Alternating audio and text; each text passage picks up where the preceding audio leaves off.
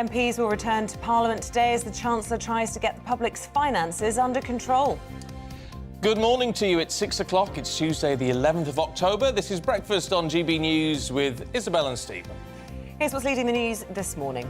Kwasi Kwarteng will face the Commons today for the first time since his mini-budget announcement. It comes as the Chancellor prepares for his debt-cutting plan, now scheduled for October the 31st. G7 leaders will hold a virtual meeting this afternoon to discuss the support of Ukraine. It's following yesterday's Russian missile strike on Kyiv, which killed at least 14 people. Another shot for Scottish independence. Today, the Supreme Court will hear arguments which could allow a second referendum, allowing a vote which could break up the union. And a heart-to-heart with Harry. The Duke of Sussex catches up with the Wellchild Award winners as the world awaits the fate of his so-called bombshell book. So get in touch on any of our topics this morning or just let us know what you're up to. gbnews@gbnews.uk, or you can tweet us at gbnews.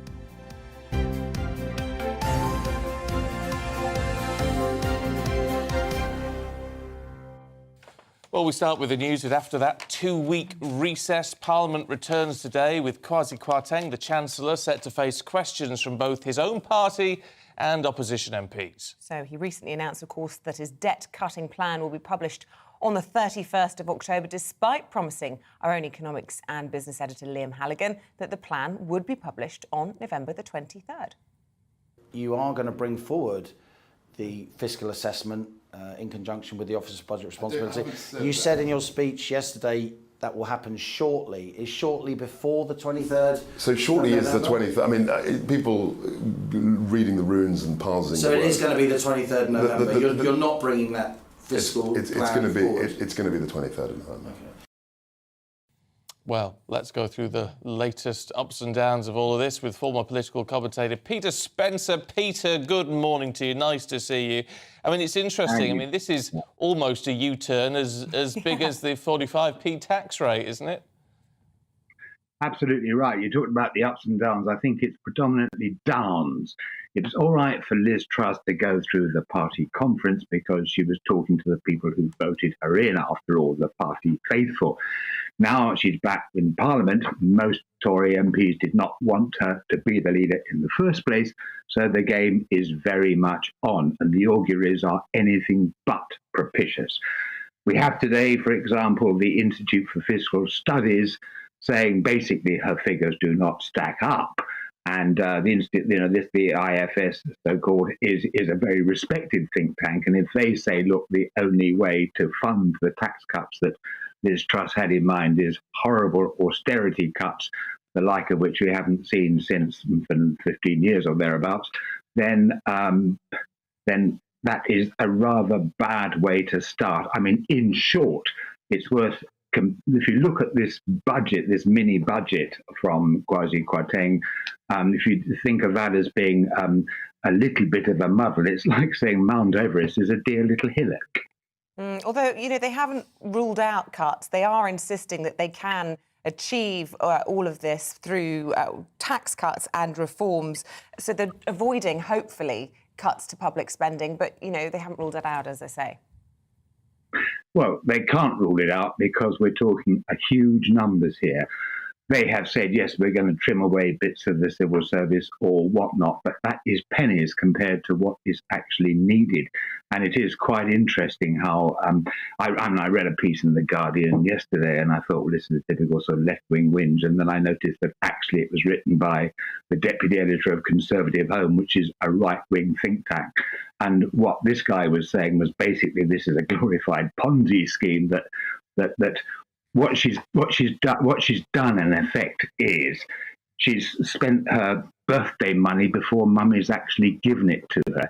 She says we're going to get the growth, but most people do not believe that she will. And there was a Tory MP quoted this morning who said, look, Keir Starmer may be boring, but at least he's not mad. And in fact, Keir Starmer, the Labour leader, has battled with the perception that he is boring and safe is boring. But all of a sudden, people are starting to think, well, yeah, but boring is safe. We'll live with that. I mean, the Labour Party calling for the mini-budget to be scrapped entirely. And, I mean, look, that's not unusual in some respects, and normally it's just flights of fancy. Does it actually hold some water this time? Well, I think it does, because the Tory MPs are in a particularly rebellious and anxious mood. Look at the backdrop here. We have these opinion polls, and the latest lot suggesting that still Labour has something like a 30-point lead. Now, what that means is that if there were a general election called tomorrow, then the Conservative Parliamentary Party would actually be wiped out. So we've got a very large number of MPs who aren't just worried about the state of the nation, they're worried about their own personal situation. They're worried about whether they would lose their seats, which means that doing something frightful like defying the leadership of their own party is no longer a suicidal option. It's starting to look like the only way they can survive. Meanwhile, the SNP conference yesterday drawing to a close. Lots of criticisms from Nicola Sturgeon, as you might expect, levelled at the Tories. But it's political capital for her, isn't it? Oh, good heavens, yes. I mean, because her point essentially was, look, we want to run our own affairs. Why should we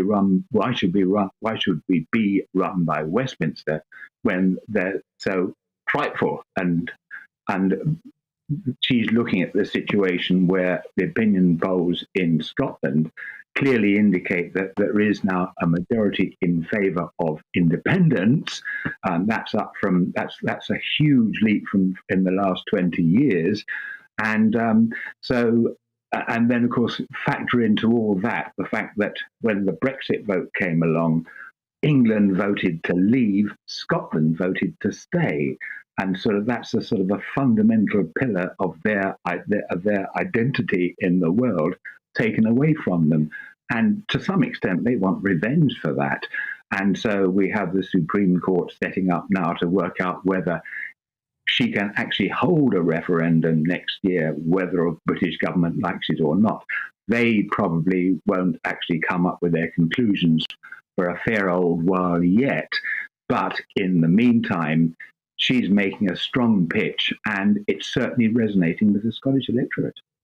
OK, Peter, for now, thank you. Well, let's stick with that theme, because as we were saying yesterday, Nicola Sturgeon closed the annual SNP conference telling delegates that it was the will of the country to vote again on independence. Well, for that vote to take place, Westminster has to grant a Section 30 order to the Scottish Government, something that they're not willing to do. So today, the Supreme Court, as Peter was alluding to, will take on the case and will decide in the coming weeks if the Scottish Government can hold Indy Ref 2 without permission from Westminster, meaning that it's very much that the referendum itself is very much in the dark. Well, our political editor, Darren McCaffrey, has sent this analysis. In Scotland, the battle for the future of Britain has not gone away. After success in last year's Holyrood elections, the SNP argued they're determined not to give up on the hope of independence. Whether it's Tory or Labour, Labour or Tory, it's not us who gets to decide. Our votes don't determine who gets to occupy number 10. For Scotland, the problem is not just which party is in power at Westminster. The problem is Westminster. But ultimately, the decision for a second referendum is currently not theirs to take. That's why the battle is moving to London and to hear the UK's Supreme Court, who will decide if MPs at Westminster or MSPs in Edinburgh should have the final say on another vote.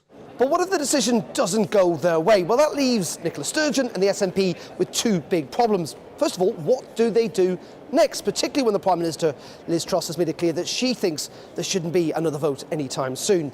And second of all, while the polls are pretty divided on independence, evenly split, only a third of Scots think that now is the right time for another referendum. A lot of people expect the Supreme Court to rule against that, and if that's the case, she said that she'll try to turn the next general election into a de facto referendum. Whether she can actually do that, I mean, who can, after all, decide what is the issues of an election campaign. So there's doubts over whether it actually will be a de facto referendum. But I think what Nicola Sturgeon is maybe trying to do on that as well is to retain relevance, to try to ensure that her supporters don't vote for Labour instead. So by raising the issue of independence, she might be able to hold on to those pro-independence votes. But for most SNP activists, Nicola Sturgeon must not relent. We will use the Westminster election, the next Westminster election. If the Supreme Court says no, that will be used as a plebiscite referendum. We have that right under international law. Are you frustrated, though? With the UK government, absolutely. As she said at the weekend, if they are so confident, why not just let it go ahead? What should she do next? What do you want to see her do next? Well, she said she's going to use it for the next general election. Do you think that's going to work, though? I'm not sure. I'm not really sure, but I hope so. But let's hope. Let's wait and see what the Supreme Court says. Then we'll make a judgment, I think. For the moment, focus will now be on the Supreme Court's hearing.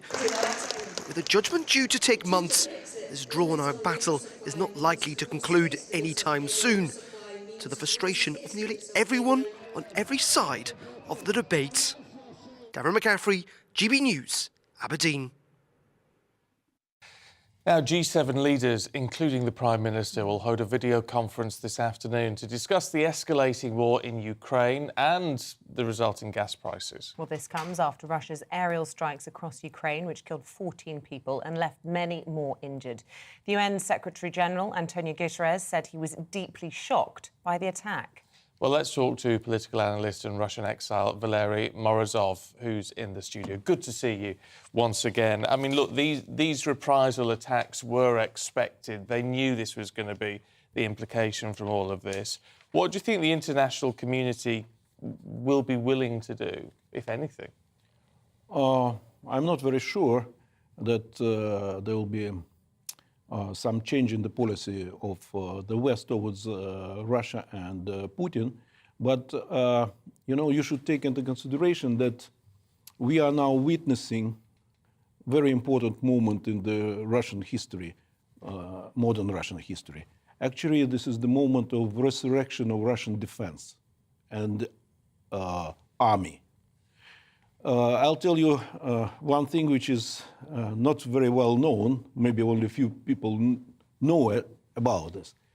But it happened like this in my life, that I was a witness of Putin's coming to power. And actually, whatever Berezovsky told, or other oligarchs who thought that they've selected Putin, but Putin was not selected by them. Actually, when he came to Moscow, first after St. Petersburg, it was already he was already selected for the presidency. By who? And by the family, it was called the family. But actually, at that time, already even Yeltsin decided. And the main problem was that there was a huge conflict between Yeltsin and the army. And if the army was not taken under control at that time, Yeltsin had no chances to survive. He would be arrested or killed or brought to court and executed and all this. So when Putin came, the first task for him was to take control over the Ministry of Defense. And actually, the first thing he's done, he removed the minister, Rodionov, who was in conflict with Yeltsin and Yeltsin family and their business even. Army has taken even the business of Yeltsin family at that time. Even abroad, using GRU. So Putin managed to, within 1 year, to remove Rodionov. And that was a secret operation, nobody knew about it. But then when Putin was appointed head of FSB, and he managed to get control army at the next stage. And when he was already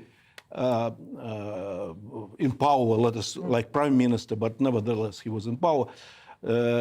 He removed Marshal Sergeyev, whom he has, by the way, appointed from the position of Minister of Defense, and the person who was appointed as Minister of Defense was his friend and close Ivanov, who was actually the KGB officer, who had never been in the army. Since that time, there was no defense minister till now who was even in the army, even for one day. And actually, Putin accepted the concept that Russia will not fight big war.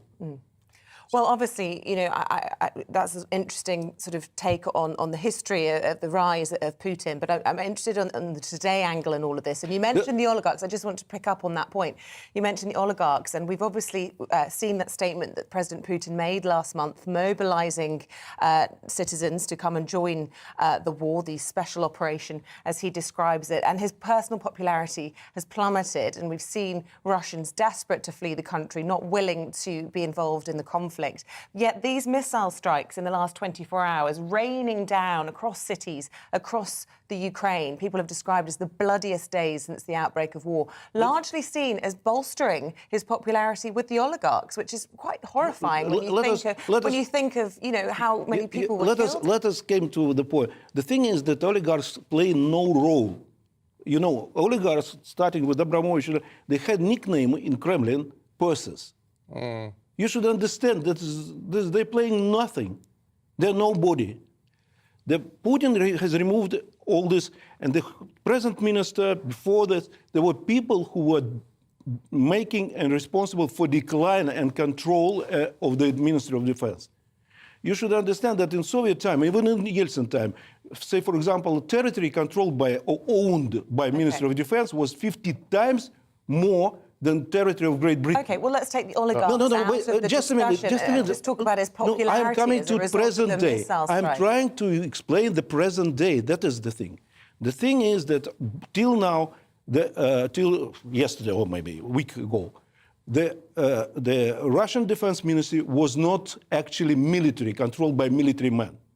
What has happened now, because of the war in Ukraine, because this war was not prepared properly, because this war was started as a small operation, which the defense ministry at that stage can afford and can control, and because it became the war with NATO, and which Russian Ministry of Defense can't simply win without nuclear weapons, Putin has taken the decision to resurrect, to bring back military people responsible. That was the war not controlled by military. Now military people are coming. Is that too late for Putin? No. Because we're getting the reports already that the morale on the front line is down to zero in Russia. Morale was around... They're running out of ammunition. Yes, wait a minute.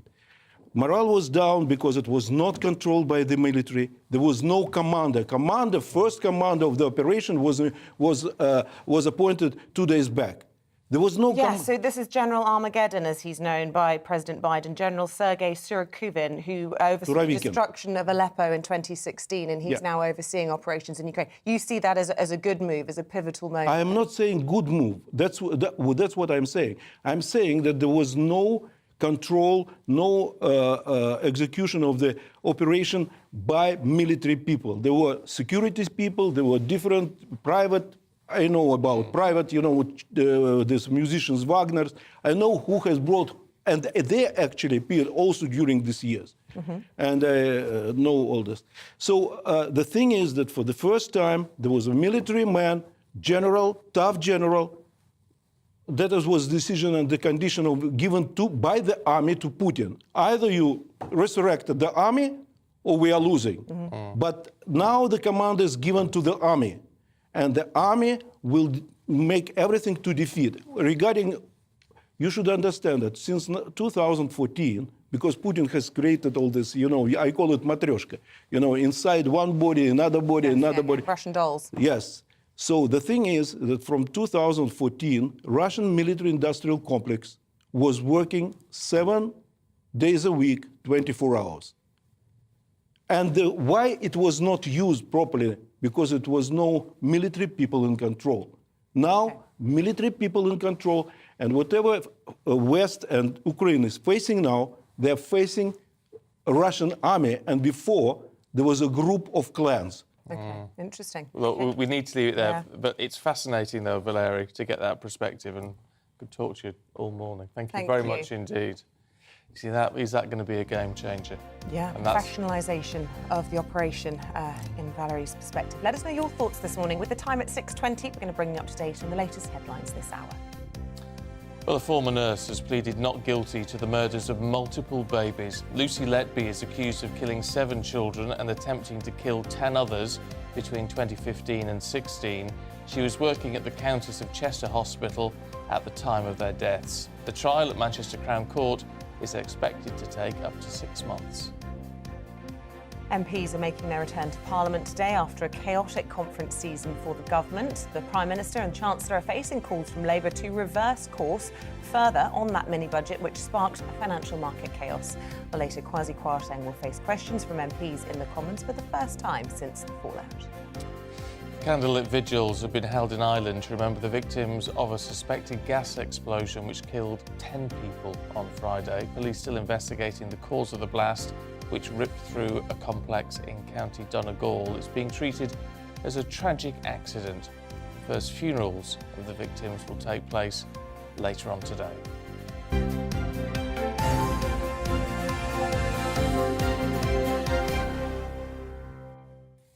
Now then, if you like a full English at home or perhaps another British tradition of fish and chips, would it bother you if you learnt that it isn't actually all that British? Oh, well. Look, some fella.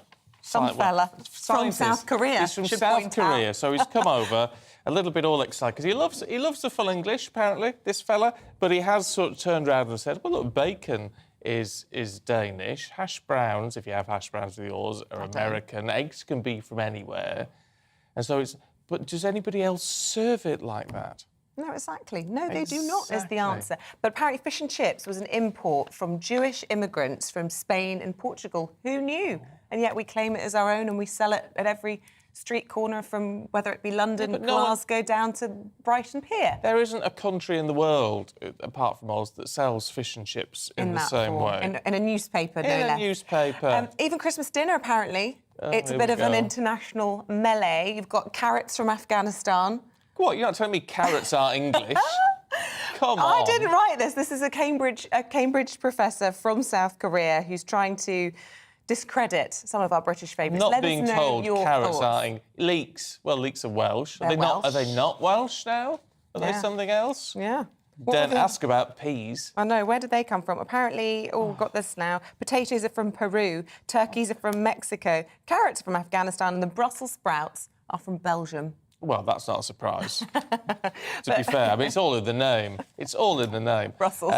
But come on, it's still a full English. Do you like a full English? Yes. Do you care where it originally came from? Millennia ago. Exactly. Let us know your thoughts this morning. Get in touch. Yeah. Beans on toast for me. Oh, yeah, you can't beat that. Look, we're going to take a break. After that, lots more for you, including your forecast. See you in a moment. Hello, good morning. I'm Aidan McGivern from the Met Office. Chilly start out there for some of us, but sunny spells in the south will carry on into the afternoon, whilst further north, cloudier skies and some outbreaks of rain. Those outbreaks of rain, mainly showery at first, but turning more persistent as a number of weather fronts move in from the Atlantic. But ahead of those weather fronts, well, for much of England and Wales, it's a sunny start to the day. In some sheltered spots, certainly a chill in the air, but it soon warms up as the sun gets to work. And in the east of Scotland, southern Scotland, for much of England and Wales, we'll see sunny spells continuing into the afternoon. A few showers turn up for northern England and southern Scotland, but the showers that we start the day with in western Scotland turn to more persistent rain by the afternoon, perhaps brushing the north of Northern Ireland as well. 13 to 14 Celsius in Scotland and Northern Ireland, 15 to 16 in the south of England and Wales, where we keep the light winds and with those sunny spells, although a chilly start to the day, well, it turns out to be reasonably warm by the afternoon. Into the evening, and we keep the clear spells for much of central and southeastern UK, and again with light winds, temperatures will fall away, low single figures in places by dawn. But further north and west, thicker cloud arrives, outbreaks of rain as well, and a freshening breeze. So of course here, milder with 10 to 12 Celsius more likely as we start off Wednesday. It is a damp start for much of Scotland, especially through the central belt. Some heavy rain for a time.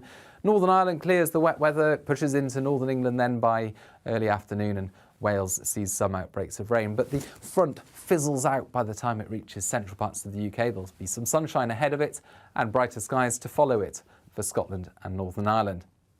Then the weather turns much more unsettled on Thursday and Friday. A strengthening wind with the risk of gales in places, spells of heavy rain, particularly in the west, followed by lively showers on Friday and Saturday.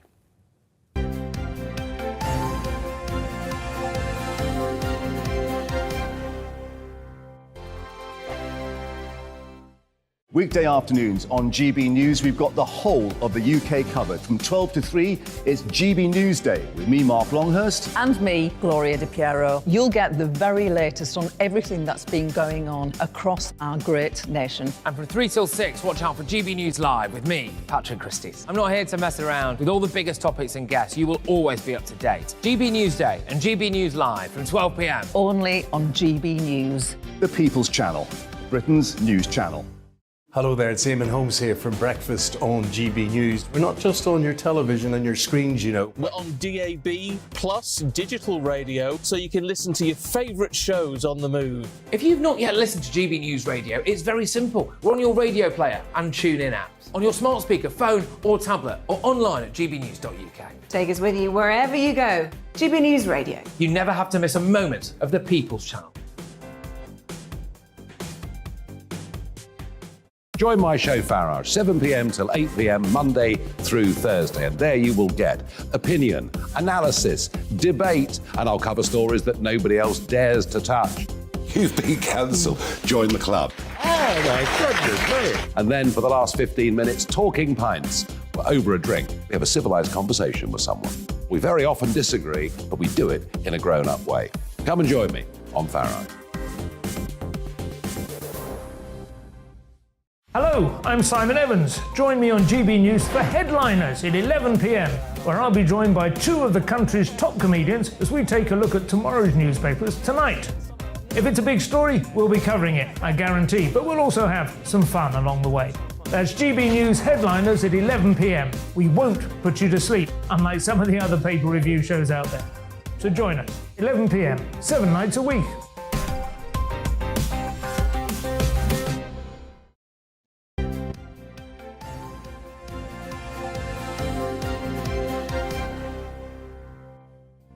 Welcome back at 6:27. Still to come on this morning's programme. He's back in the headlines, but has Kanye West finally gone too far? At 6:45, Kinsey Schofield tells us why the star has now been locked out of his social media accounts. 7:15, we're talking to the Labour Minister Pat McFadden, who's demanding another U-turn from the government, this time on the whole mini-budget. And get in touch. We love to hear from you. So many emails in the last few moments about that interview with Valeri there. People calling him an apologist for Putin, others saying that sent a shiver down their spine. Keep your thoughts coming in. We are the People's Channel. We love to hear from you.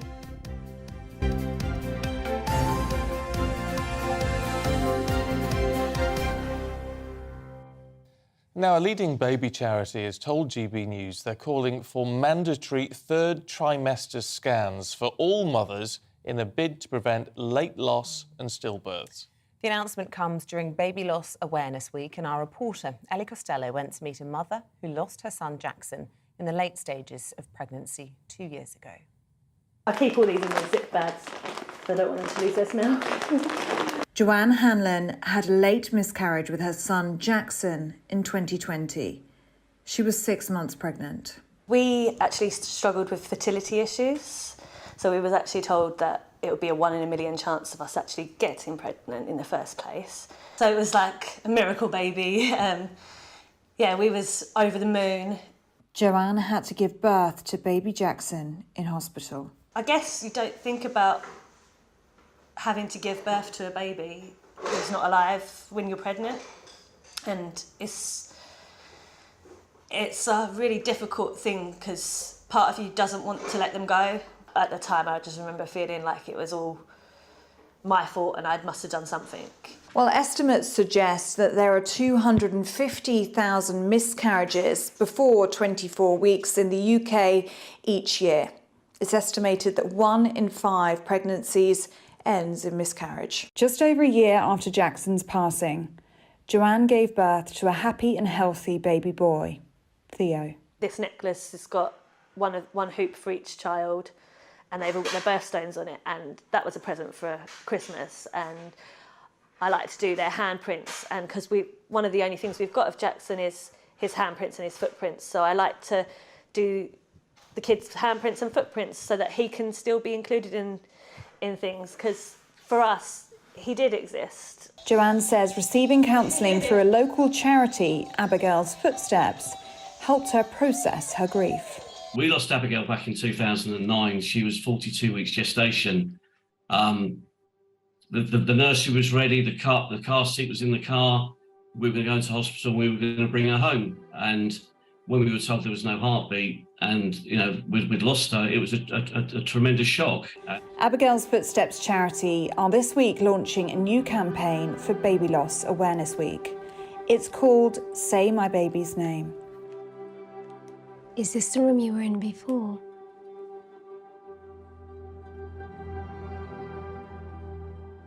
Were you here with him? It's okay. You can say my baby's name. Were you here with Jordan? Mum and Dad had that baby. That baby existed. Mum is a mum already. And please recognise that baby. Don't forget to say their name. The charity is also calling for a mandatory third trimester scan for all mothers to try and prevent late loss and stillbirths. And I'm hoping that we can push forward and make these things mandatory, that all mums can have a third scan, and that we don't lose babies at 40, 41, 42 weeks as we did with Abigail. It shouldn't happen. We put this suggestion to the Department of Health and Social Care. They said maternity safety is a priority and we are making progress to meet our target to halve the rates of stillbirth, neonatal and maternal deaths by 2025. We have invested £127 million into maternity services across the country. And the NHS has developed guidance for clinicians to reduce the risk of baby loss and better monitor pregnancies. Joanne hopes that by speaking about her son Jackson on Baby Loss Awareness Week, she can help other women feel like they can get the support they need too. When you're going through that, it's really nice to have a support network around you that understands what you're going through, and being able to reach out to other people that have been through it has definitely helped me in my grieving process. Ellie Costello, GB News. So sad. Well, look, don't go anywhere. We've got lots more coming up for you in just a couple of minutes, including a look through the papers with Claire Fox and Kunle Barker.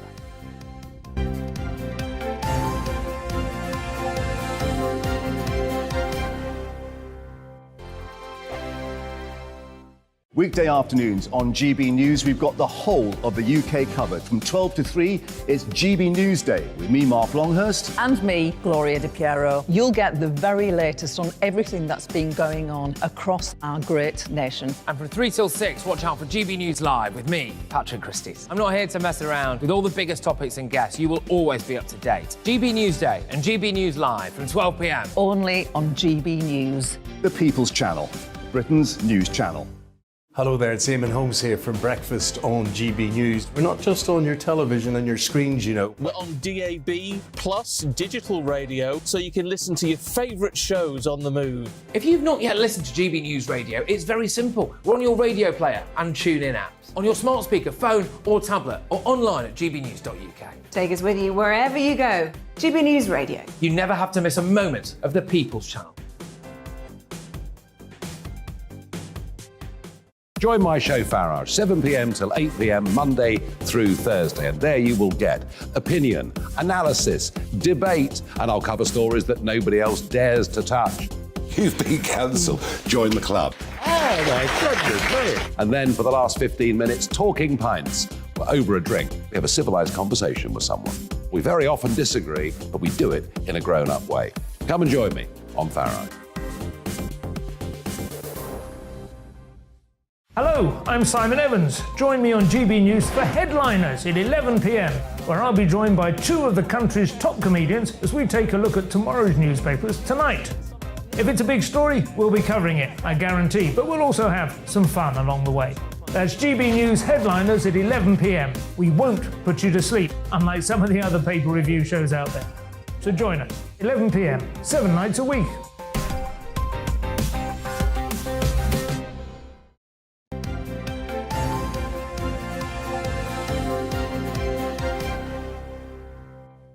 It is 6:35, morning to you. Let's bring you up to date with some of the headlines. And the Prime Minister will urge G7 leaders to remain steadfast in support of Ukraine during crisis talks later. It's after Russian strikes on Kyiv and other cities left at least 12 dead and more than 80 injured. The Prime Minister is also expected to call for a full meeting of NATO leaders in the coming days. Supreme Court judges will begin hearing arguments later, which could see the Scottish Parliament legislate for a second independence referendum. 2 days have been set aside for the hearing, with the government expected to respond tomorrow. Nicola Sturgeon announced she'd hold an independence referendum on the 19th of October next year.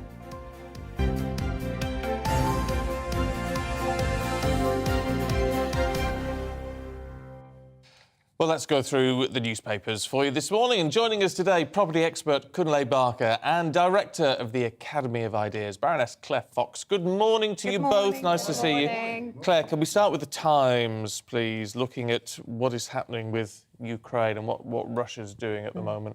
Well, you've already had a conversation, but I think that the most significant thing is that Russia has really changed or upped the ante. And I think I don't often quote President Macron, but if I could just say that he's just said there's been a profound change in the nature of war. And I think that's true because, you know, cruise missiles and armed drones have rained down on civilian targets, on playgrounds, on places which ordinary people are working and going about their lives in the capital city. I mean, it's just a very different situation. And Zelensky has said that now that we're dealing with terrorists, and he says that there are two targets, energy, infrastructure and people. And I think there is a shift, and it's obviously a defensive reaction to the fact that the ground war has not been going Russia's way. And I do think that there is an element, I mean, I think terrorists, you know, don't like just throwing that word around, but I think it is an attempt at terrorising and intimidating Ukraine to back off. Yeah. There's no doubt about it. But it was also an expected retaliation, wasn't it, after the attack on the bridge? They knew it was a gamble. They knew there was going to be something. Yeah, of course. I mean, it's not as though you can kind of go, we've just had a victory, blown up your bridge, and now we're going to hope that you're going to smile at us. I mean, that's true, and there was all the speculation about nuclear power and so on, nuclear weapons and so on. But nonetheless, I do think that the war has taken a profoundly unpleasant turn, and a lot of people who had fled Ukraine, come to the UK, for example, or fled to neighbouring countries, had started to go back. And it was kind of considered that maybe Kyiv would be OK. And now that capital city is under deluge. And I'm just saying, I haven't got a huge amount to add to it. I did want to actually recommend, if anyone wants a kind of real sign of this. There's the Daily Mail, if I can just say, has got "The Day Death Rained from the Sky" from Ian Birrell, who's over in Ukraine at the moment. And it's a very vivid and visceral description of what it feels like to be on the receiving end of that. I thought it was brilliant journalism. Everyone should have a read. Well, the calls for anti-aircraft missiles have been renewed by President Zelensky. The US promised 2 national advanced surface-to-air missile systems in July. They haven't yet arrived. Obviously, the urgency, as you say, as the sort of shift from ground warfare to air warfare seems to have taken place. The urgency for that support has been renewed by President Zelensky. I'm sure it will be again this afternoon at the G7 meeting. Kunle, what is this housing story in the front of the Times? Need to build more affordable homes could be relaxed. So what the government are looking to do is change the onus, that when you, if you're a developer, if you're building more than 10 homes, then you have to build some affordable homes as well. Weirdly, I kind of agree with them, because that can actually be a constraint to some developers, particularly in places like London, inner city London, where land's very expensive. It affects the viability. So actually, sometimes I've sat in meetings before and we've looked at viability, which is where you look at, can you make any money building these houses? As soon as the affordable housing kicks in, then it changes the viability. So it does actually prevent houses being built, both affordable and non-affordable.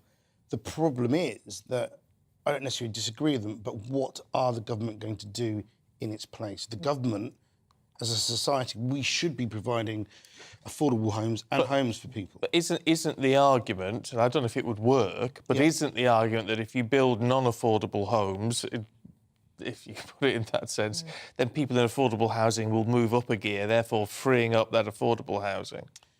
I don't think it's as simple as that, because of the economics involved around being able to increase and move into a more affordable home. I think the problem is that we should be, as a country, we should be providing around 140,000 affordable homes.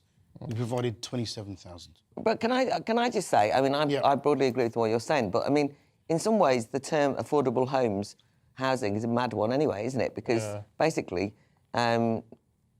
most of them are unaffordable. The reason I'm saying that is that this sort of notion, because I've had this argument before now, where I've said that it can constrain house building, and people say, oh, you don't want affordable housing. No, the reality is I want a lot more housing, huge amounts more housing, so that all housing can be more affordable. I mean, if that makes... This is the problem, is that... And if then this becomes an excuse for developers not doing it, or it actually adds to... So it's always been a little bit of a tick-box exercise to me. I haven't been convinced by it at all. No, but the problem is it's onus. So the onus they put onto developers rather than putting onto the government.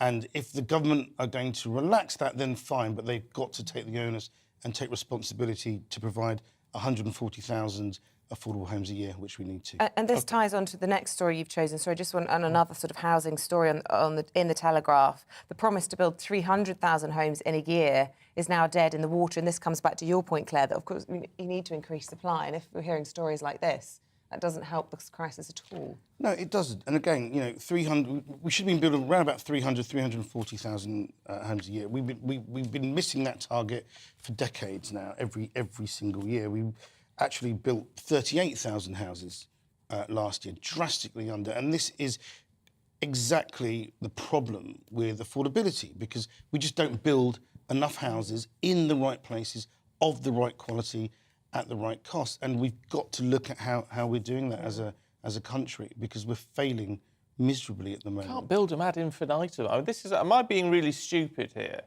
Possibly. Possibly, yeah, possibly. But every time we talk about these sort of figures, it's like, well, when are we going to run out of land? Are we going to use up all of our brownfield sites, all of our greenfield sites? You are kidding me. I mean, hardly anywhere is built on in this country. So I mean, a very tiny percentage of the country has any buildings on it. Whenever there's building work, people are always very upset by all this building work going on. People don't want it. Well, they do, but the problem is...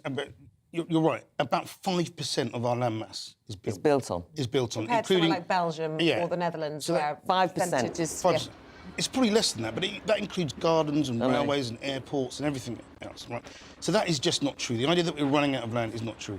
What we need to do is protect natural habitats in the way that we need to, but look at how we develop, the way that we build houses and the way that we live, our density. So how many houses are on a square metre of land. And there's some interesting developments like Brent Cross South, where they're really pushing for and innovating the way that people live. And we have to that's what we have to figure out. How can we live in more urban environments in a way that is sustainable, and in a way that provides the right housing and protects Greenbelt. I mean, one of the things that Liam Halligan of this parish, in fact, argues in what he's written on this is also that we just need to be more ambitious. I mean, we're talking about more housing, but we actually should be building more towns. I agree. We should be, there should be more Milton Keynes. I mean, dare I say it? But that you've got to. That sometimes it's lovely. But sometimes you get this situation where the only way that people envisage building new houses on the outskirts of a beautiful village, if you know what I mean. Whereas what you actually need is, and this is where the government needs to really think about it, if they're serious about growth, then that growth has to be not just a kind of industrial revolutions happening around the north, but the building up of homes and houses in places where they're needed. It's not just a question of building houses. One thing that is controversial, and there's NIMBYism involved here, is we do have to look at building on the green belt. And the green belt is not our green and beautiful land, as people sometimes consider, but huge swathes of the green belt is actually scrubland. It's just designated green belt. And I think that the story that we're discussing indicates that lots of MPs think, not in my backyard, or they, you know, there's objections. And you can understand, you know, people do treasure yeah, exactly, people do treasure. But that's different than green belt. But it's not. I just think that when you say build on the green belt, this is not the same as saying I don't like the countryside. No, but cement all over it. No, but to be fair, I think we do need to protect the green belt. I think there's more than enough land, brownfield sites, and land that isn't in green belt that needs developing, and interesting ways to do that, as I've talked about this Brent Cross development, which is very, very interesting. You should look at it. But we need to protect, we need to protect the green belt. And there are sites in cities that can be redeveloped as well that are just standing empty at the moment. But let's have a party. Or go on then. Not much of a party. The Festival of Brexit. Didn't work out, Claire. No. Can we just distinguish the Festival of Brexit from Brexit? Brexit was brilliant, is brilliant, still has potential. Yeah. The Festival of Brexit was always mad, a stupid idea brought in by Theresa May. First of all, I call it the Festival of Brexit, and so we're going to have a big arts festival, and you can all apply for lots of money. And as the arts were largely, fairly hostile to Brexit, and a lot of people in the arts world, they then said, let's call it the Festival of Brexit then. We'll call it something else. And it just became a huge money pot for people in the arts and culture to apply. And it had the title, wait for it, Unboxed Creativity in the UK. I mean, it's deathly before we start. £120 million are spent on this. What's that? To this. Less than 1% of the was reached in terms of visitor numbers. 240,000 people across the UK visited this. I actually went through the application process, looked at it, looked at who won the things, and it was the worst kind of, when I say corporate art, I mean it was like the most worthy kind of art. So it had no function. And the sad thing was that it had some aspiration originally of being like a 1851 exhibition or the 1951 Festival of Britain, but nobody knew what it was for. And then anyone who, as it were, might have wanted to celebrate Brexit, there was no word Brexit in it anymore. Not that I thought that you needed a festival. That was always a bit ridiculous. But, we've just been talking about housing. If you want a Festival of Britain or you want a great exhibition, you have to have a dynamic economic vision with, like, houses being built everywhere and fabulous new innovation on how you build or things like that. Not a load of art. Not a load... I love art. Oh, you see, I don't. I think it's a waste of money. Oh, no. You just hold on. I'm not a Philistine. I think this festival was Philistine. I think it just became a money spinner, apply for money to tick a box. Well, you just said I don't like art. Yeah, just written off art. What a sweeping statement. I just think when they suddenly start, it's when they plough, they say, here's millions and millions of pounds for artists to do weird stuff. Oh, God. No, I didn't mean to start that conversation. But perhaps some of our listeners or viewers attended this Festival of Brexit, whatever it was called, Unboxed. That is unlikely, if not, in my view. If you did or you didn't, or you thought it was a good idea or you're disappointed by it, let us know your views on that this morning. Kunle, you want to talk about the front of the eye, which is pretty doomsday, isn't it, for Liz Truss, talking about her woes as Parliament returns. It's really difficult, and I would say I have sympathy for her, but it's just a huge miscalculation on the government's part. They have got this fixation on a 2.4% growth figure, and they're betting everything on this. Interest rates will soar. There will be a housing price crash. The theory is that but it will mean that the economy will grow and that all the borrowing will be paid back through increased taxes through a bigger economy. It's a real problem, but the problem is that the markets aren't backing her, Well, not yet. They might do post-Halloween once we get this report out. Barry says, morning, Barry. It says, what if the IFS and others, the OBR and all the rest of it, say austerity is the only way? Why not talk up the Truss theory? If the economy grows by only a fraction of a percent, the tax gain will be huge. But what happens between now and then, and they're talking about 15% cuts to try, if they need to protect the NHS and other vital services across the board, and that just means that people are getting hit every which way. We've got increased cost of living, our fuel prices, we've got our mortgages our mortgages are more expensive, the pound is devaluing. All of these things, you can take one or two of those things in an economy and battle through, but I think at the moment everybody, and having come out of COVID as well. Yeah, I mean, Rishi Sunak, didn't he? He said that he understood that this was Conservative ideology, but this wasn't the time for it, and he wanted to make those tax cuts, but once he balanced the books. And she just seems to, some people saying, sort of centre ground people saying that she seems to be pursuing ideology over and above, well, she's what's right. in the interest of the country. It's about her being able to say at the next election, she, is the new Thatcher. She's like Thatcher, and look what we did. We grew the economy. Well, so that's not gone well for her in any sense. No, because she was successful and Liz Truss isn't. Well, look, we're out of time, you two. I'm sorry, but we will be back a little bit later on. If you can bear to be with the Philistine. We'll have an arts moment. Oh, please, no. It is 6:51. Let's bring you up to date with some of the headlines this morning. A former nurse has pleaded not guilty to the murders of multiple babies. Lucy Letby is accused of killing 7 children and attempting to kill 10 others between 2015 and 2016. She was working at the Countess of Chester Hospital in Chester at the time of the deaths. The trial at Manchester Crown Court is expected to take up to 6 months.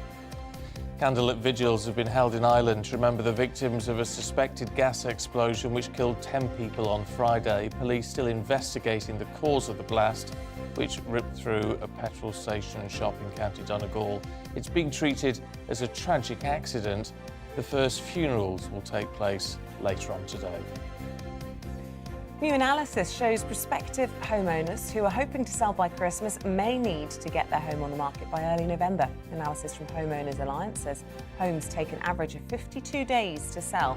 A lack of houses to choose from, compared with house hunter numbers, has helped underpin strong competition in the market.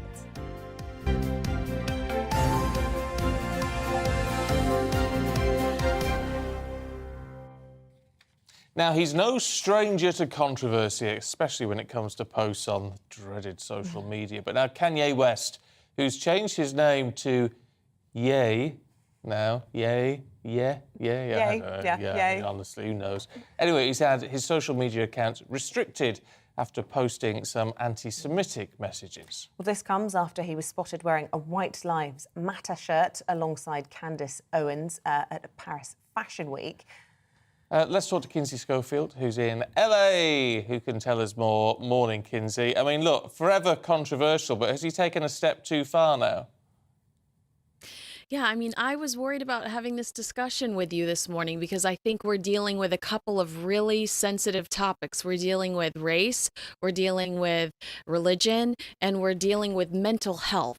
I really think at this point we're seeing a downward spiral of Kanye West, and Page 6 is reporting that his friends are saying that what we're witnessing right now is a mental breakdown, and so it's hard. I'm seeing all of these headlines: celebrity slams Kanye West. This celebrity slams Kanye West. And, I think we're truly witnessing a mental breakdown. And so I hate to be horrifically critical of a man that I think is honestly truly sick. I want to be kind to him, but I can't justify what he's done over the last few weeks.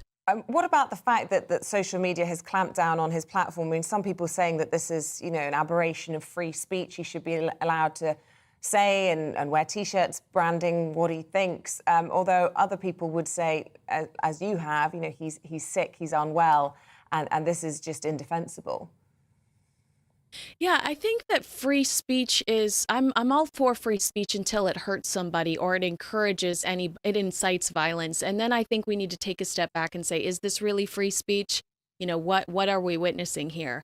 And, the man has challenged not only an entire race, but an entire religion in the last week. And, I think that this could not only be dangerous for somebody in those races or religions, but this could be dangerous for him. It also puts a target on him. And I think we watched Britney Spears go through I believe it's the 5150 hold here in the state of California, where enough people got behind her and had her put in a hospital for her mental health issues. And I would never encourage 13 years of conservatorship, but I do wonder when somebody's going to be strong enough to step in and help Kanye.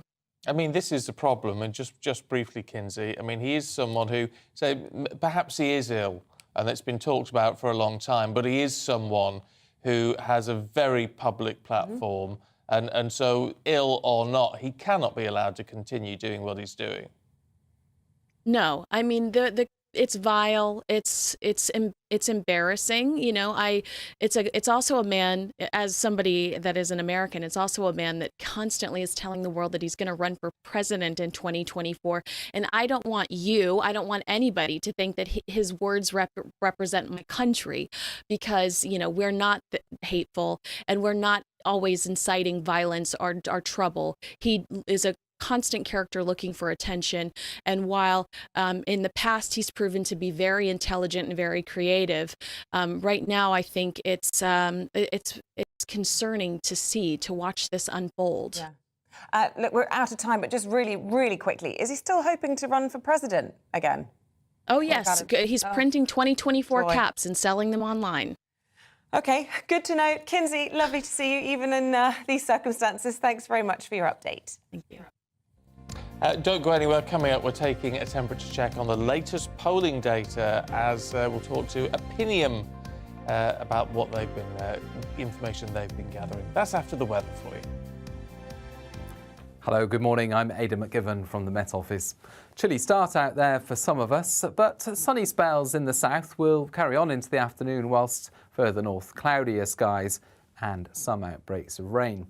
Those outbreaks of rain, mainly showery at first, but turning more persistent as a number of weather fronts move in from the Atlantic.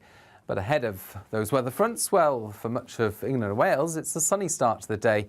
In some sheltered spots, certainly a chill in the air, but it soon warms up as the sun gets to work. And in the east of Scotland, southern Scotland, for much of England and Wales, we'll see sunny spells continuing into the afternoon. A few showers turn up for northern England and southern Scotland, but the showers that we start the day with in western Scotland turn to more persistent rain by the afternoon, perhaps brushing the north of Northern Ireland as well. 13 to 14 Celsius in Scotland and Northern Ireland, 15 to 16 in the south of England and Wales, where we keep the light winds and with those sunny spells, although a chilly start to the day, well, it turns out to be reasonably warm by the afternoon. Into the evening, and we keep the clear spells for much of central and southeastern UK, and again with light winds, temperatures will fall away, low single figures in places by dawn. But further north and west, thicker cloud arrives, outbreaks of rain as well, and a freshening breeze. So of course here, milder with 10 to 12 Celsius more likely as we start off Wednesday. It is a damp start for much of Scotland, especially through the central belt, some heavy rain for a time. Northern Ireland clears the wet weather, pushes into northern England then by early afternoon, and Wales sees some outbreaks of rain. But the front fizzles out by the time it reaches central parts of the UK. There'll be some sunshine ahead of it and brighter skies to follow it for Scotland and Northern Ireland. Then the weather turns much more unsettled on Thursday and Friday, a strengthening wind with the risk of gales in places, spells of heavy rain, particularly in the west, followed by lively showers on Friday and Saturday.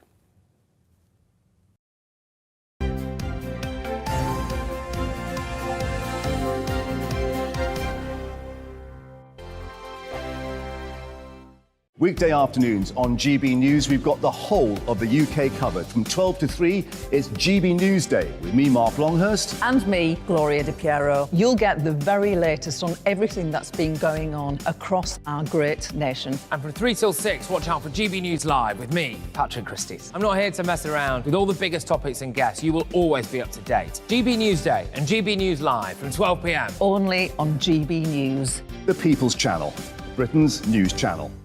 Hello there, it's Eamonn Holmes here from Breakfast on GB News. We're not just on your television and your screens, you know. We're on DAB plus digital radio, so you can listen to your favourite shows on the move. If you've not yet listened to GB News Radio, it's very simple. We're on your radio player and TuneIn apps, on your smart speaker, phone or tablet, or online at gbnews.uk. Take us with you wherever you go. GB News Radio. You never have to miss a moment of the People's Channel.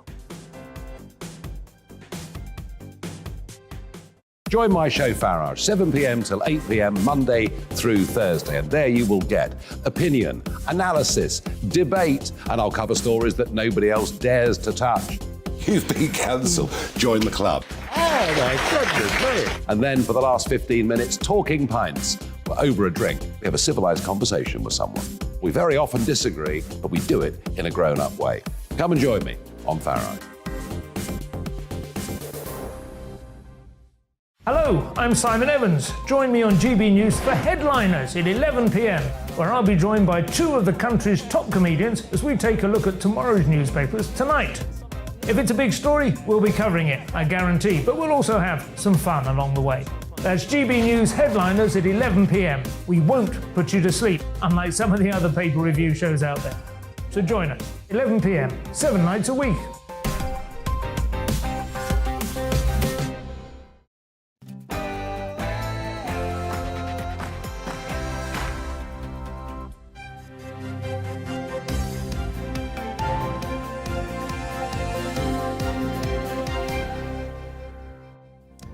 MPs return to Parliament today as the Chancellor tries to get the public's finances under control. Good morning. It is 7 o'clock on Tuesday, the 11th of October. This is Breakfast on GB News with Isabel, Webster and Stephen Dixon. Well, here's what's leading the news for you this morning. And Kwasi Kwarteng will face the Commons today for the first time since his mini-budget. It comes as he prepares for his debt-cutting plan, which is now scheduled. It's been brought forward from November the 23rd to October the 31st. G7 leaders will hold a virtual meeting this afternoon to discuss the support of Ukraine. It's following yesterday's Russian missile strikes on Kyiv, which killed at least 14 people. Another shot for Scottish independence. Today, the Supreme Court will hear arguments which could allow a second referendum, allowing that vote which could potentially break up the union. And a heart-to-heart with Harry. The Duke of Sussex catches up with the Well Child Award winners as the world awaits the fate of his so-called bombshell book. I'd love to hear from you this morning. Loads of you getting in touch. We'll run through some of those in just a couple of minutes. If you want to join in, drop us an email, gbviews@gbnews.uk.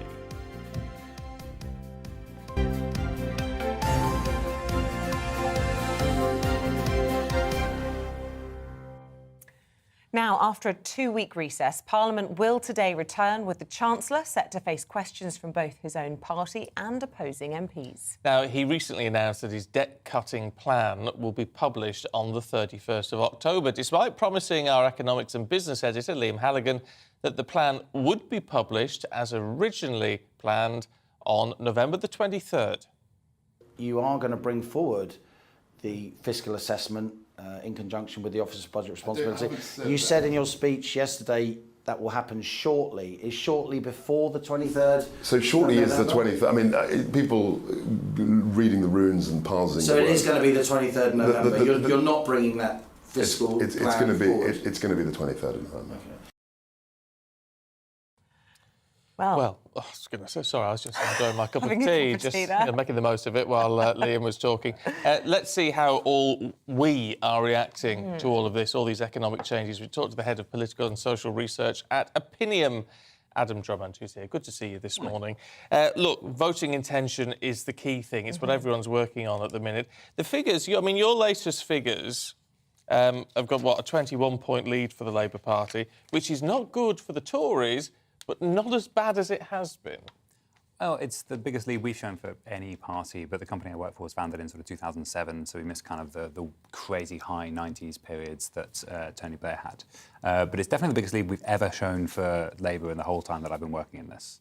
OK, and you've also had some new sort of headline figures as well from this when it comes to the views on the state of the economy and who they trust in all of this. Yeah, so again, that's the other remarkable thing is that basically A lot of the time, the Tories are normally ahead on things like growing the economy and tackling debt and the deficit and so on. Labour tends to be ahead on things like improving public services and inequality. And now, basically, we've just seen a big shift towards Labour, big Labour leads on every aspect of the economy at the moment. And that's all really happened since the mini-budget. So, I mean, it's just a sign, is it, that people are just not... It's not that Labour's doing anything right, necessarily. They're not necessarily saying, are they, that they like what Labour's proposing, they just don't like what the government's offering.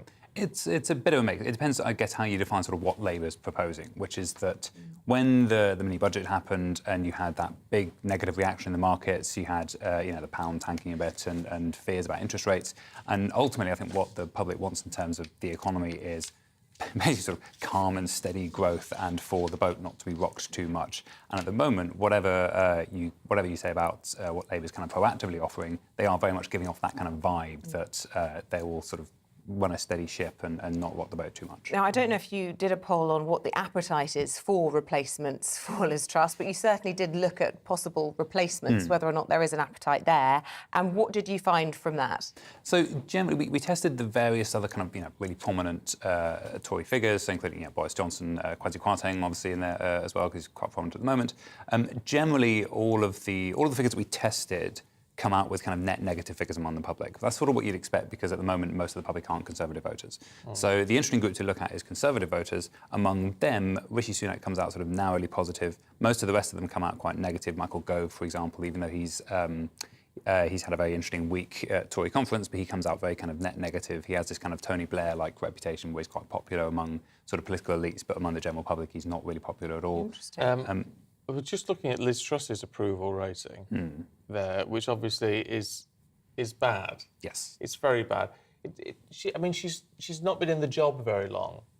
But I suppose the idea is that what you would normally see is a bounce. You'd see a honeymoon period, and we're seeing the exact opposite. We are, and the interesting thing is basically that the whole mini-budget thing was not... That was basically kind of a war of choice, really, wasn't it? It wasn't necessarily... It didn't have to happen at that point. So Truss was kind of unfortunate in that obviously all the royal succession happened almost immediately after she became Prime Minister. That's a hell of an in tray for any Prime Minister to have to deal with. She did roll out the energy package, which, from what we tested, was quite popular.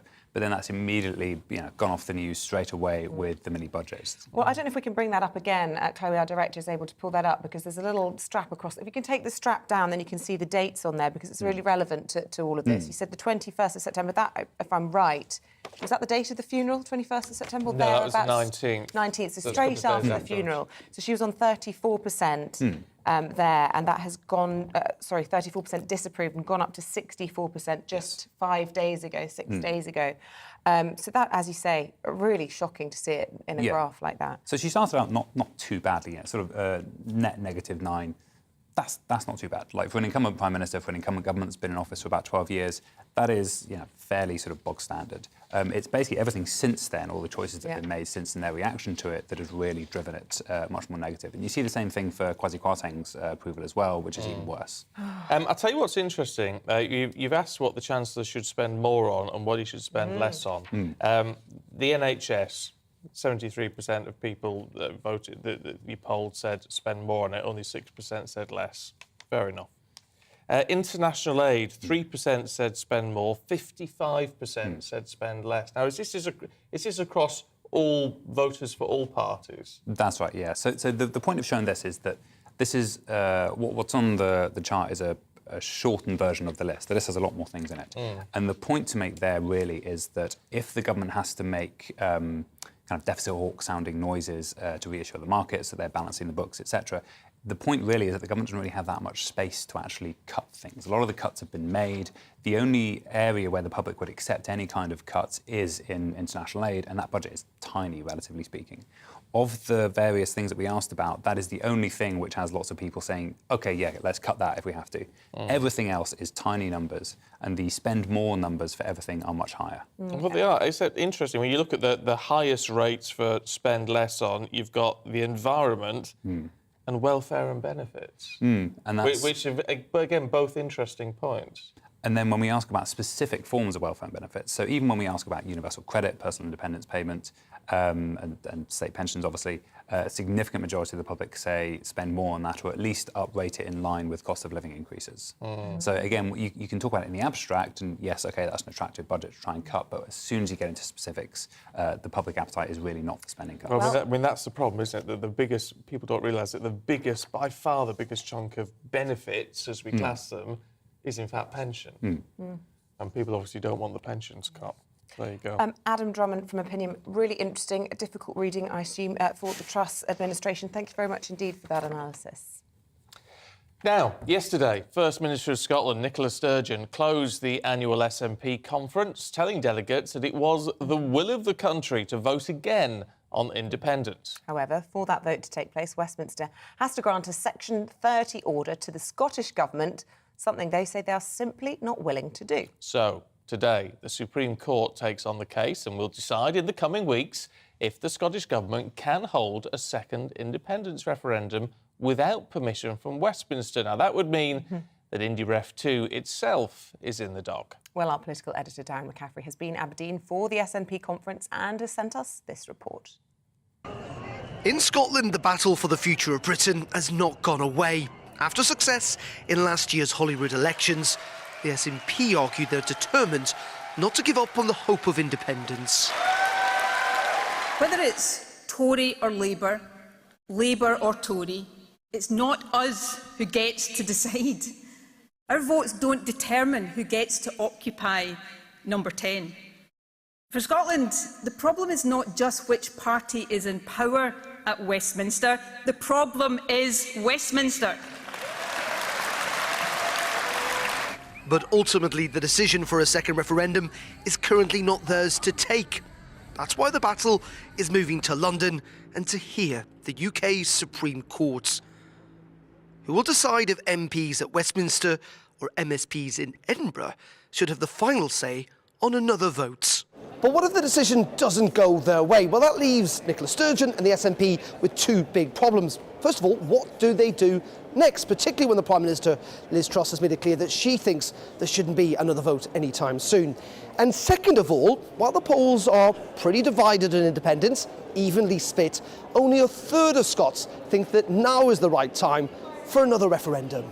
A lot of people expect the Supreme Court to rule against that, and if that's the case, she said that she'll try to turn the next general election into a de facto referendum. Whether she can actually do that, I mean, who can, after all, decide what is the issues of an election campaign? So there's doubts over whether it actually will be a de facto referendum. But I think what Nicola Sturgeon is maybe trying to do on that as well is to retain relevance, to try to ensure that her supporters don't vote for Labour instead. So by raising the issue of independence, she might be able to hold on to those pro-independence votes. But for most SNP activists, Nicola Sturgeon must not relent. We will use the Westminster election, the next Westminster election. If the Supreme Court says no, that will be used as a plebiscite referendum. We have that right under international law. Are you frustrated, though? With the UK government, absolutely. As she said at the weekend, if they are so confident, why not just let it go ahead? What should she do next? What do you want to see her do next? Well, she said she's going to use it for the next general election. Do you think that's going to work, though? I'm not sure. I'm not really sure. But I hope so. But let's hope. Let's wait and see what the Supreme Court says. Then we'll make a judgment, I think. For the moment, focus will now be on the Supreme Court's hearing. With a judgment due to take months, this drawn-out battle is not likely to conclude anytime soon, to the frustration of nearly everyone on every side of the debate. Darren McCaffrey, GB News, Aberdeen. Now, the UK employment rate for June to August 2022 was 75.5%. That's 0.3 percentage points lower than the previous quarter. Well, an economist from Indeed Hiring Lab, Jack Kennedy, joins us now to reveal how the slowing economy has affected job postings and demand for jobs. What's your analysis then of this breaking news in the last few minutes? Yeah, morning. So we've seen the labour market continually slowing in recent months, and we've seen that really that trend continue in the latest figures. So we've seen employment and vacancies softening further. At the same time, we have seen the labour market tightening even further. We've seen the unemployment rate declining to just 3.5%, a historically very, very low level. So really for employers, hiring staff remains challenging, and really one of the key reasons behind that is this very high rate of economic inactivity that we've got at the moment. So people that aren't in employment and that are also not actively seeking for work, we've seen the inactivity rate remaining extremely high in recent months, and that's really been driving a lot of these recruitment challenges across the economy. The Great Resignation, as it's known. We've seen a lot of people that have been taking advantage of high vacancies to switch jobs with lots of opportunities in the market, particularly at the lower paid end of the labour market. We continue to see very high levels of vacancies in the ONS data, although they have been softening from record highs in recent months. When we look at job postings on Indeed, they actually remain over 40% above pre-pandemic levels. So there's still a lot of opportunities out there in the market. But from an employer's perspective, it just remains very, very challenging to find the staff to fill these roles. I mean, because we operate in a market economy, if they're struggling to get people on board, does that mean, as a result, they're going to have to look at increasing wages just to get the attention? Yes, and we're seeing that. So we're seeing, in nominal terms, pretty strong rates of pay growth in excess of 5% year on year. The problem, of course, is that we're in an environment of very high inflation, of almost 10%. So in real terms, workers are seeing their pay packets being squeezed. And what about the state of seasonal jobs? Because, you know, we heard a lot over the summer about the problems with getting people to pick fruit, to get the crops out of the ground. And now, of course, we're facing Christmas. Lots of people do seasonal jobs over the festive period. How's that shaping up? That's right, yeah. So we're seeing a pretty robust trend in seasonal hiring. Certainly when we look at seasonal job postings on Indeed, they're running pretty strong again this year. So certainly in the near term, we have that additional factor keeping the demand for labour very high. But at the same time, searches for seasonal work are running below the past 2 years. So again, it just remains very, very challenging for employers to find all these staff to fill all these seasonal roles. It's a job seekers market. I mean, what would your advice be to a job seeker who's looking on the website, finding something like the look of? Is there room for negotiation? Absolutely. I mean, the whip hand is still, for the time being, more on the candidate side, and employers have been responding by having to offer higher pay, as well as looking at benefits and flexibility. So workers have been able to take advantage of that. Clearly, we are in an environment where the economic outlook is looking a bit gloomier now. So the likelihood is that we are likely to see some softening in the labour market. So for the time being, candidates really, can take advantage of that balance of power being more on their side. Jack Kennedy from Indeed Hiring Lab. Good to see you this morning. Thank you. Thank you very much. Very much. Now, as Parliament returns today, Labour are expected to push for more U-turns from the government on their mini-budget. Well, Labour are also reportedly pushing several backbench Tory MPs to make their concerns about the Chancellor's fiscal plan public. Well, let's speak to the Shadow Chief Secretary to the Treasury, Pat McFadden, calling for a U-turn then on the mini-budget, but that's unlikely. Well, the government's got themselves into a real mess here. Since the mini-budget was announced a couple of weeks ago, we've had chaos in the financial markets. You've had an emergency Bank of England intervention to prop up the pension system, and probably the most direct effect of all for people has been a really sharp spike in mortgage rates, where the 2-year fixed rate is often now above 6%, which is the highest it's been for 15 years. And so you've had all of that effect, and it looks as though to try to compensate for all of that, what the government's going to do now is announce a whole series of public spending cuts in this Halloween fiscal event at the end of the month. And, this doesn't make sense to make one set of mistakes and then compound it by making the public pay for ministers' mistakes through cuts in public services. It'd be far better to pause this whole thing and revisit the mistakes that caused the market chaos in the first place. But don't we need to hear what's going to be said on the 31st and then what we hear from the Office of Budget Responsibility as well? I mean, if they come out saying, well, actually, look, this can be funded, this is doable, we do forecast growth, then that would be a positive. I'm not saying they will, but if they did, that's a positive thing, surely. Well, we certainly need the Office for Budget Responsibility report, and the government's contempt for their own Office for Budget Responsibility, their sacking of the Treasury Permanent Secretary on the Chancellor's first day in the job, their tension with the Bank of England, all of this stuff about showing contempt for the institutions which safeguard our economic credibility has contributed to the market reaction and to the spike in mortgage rates. So it's good that they've commissioned an OBR report, but what really matters here is their own policies.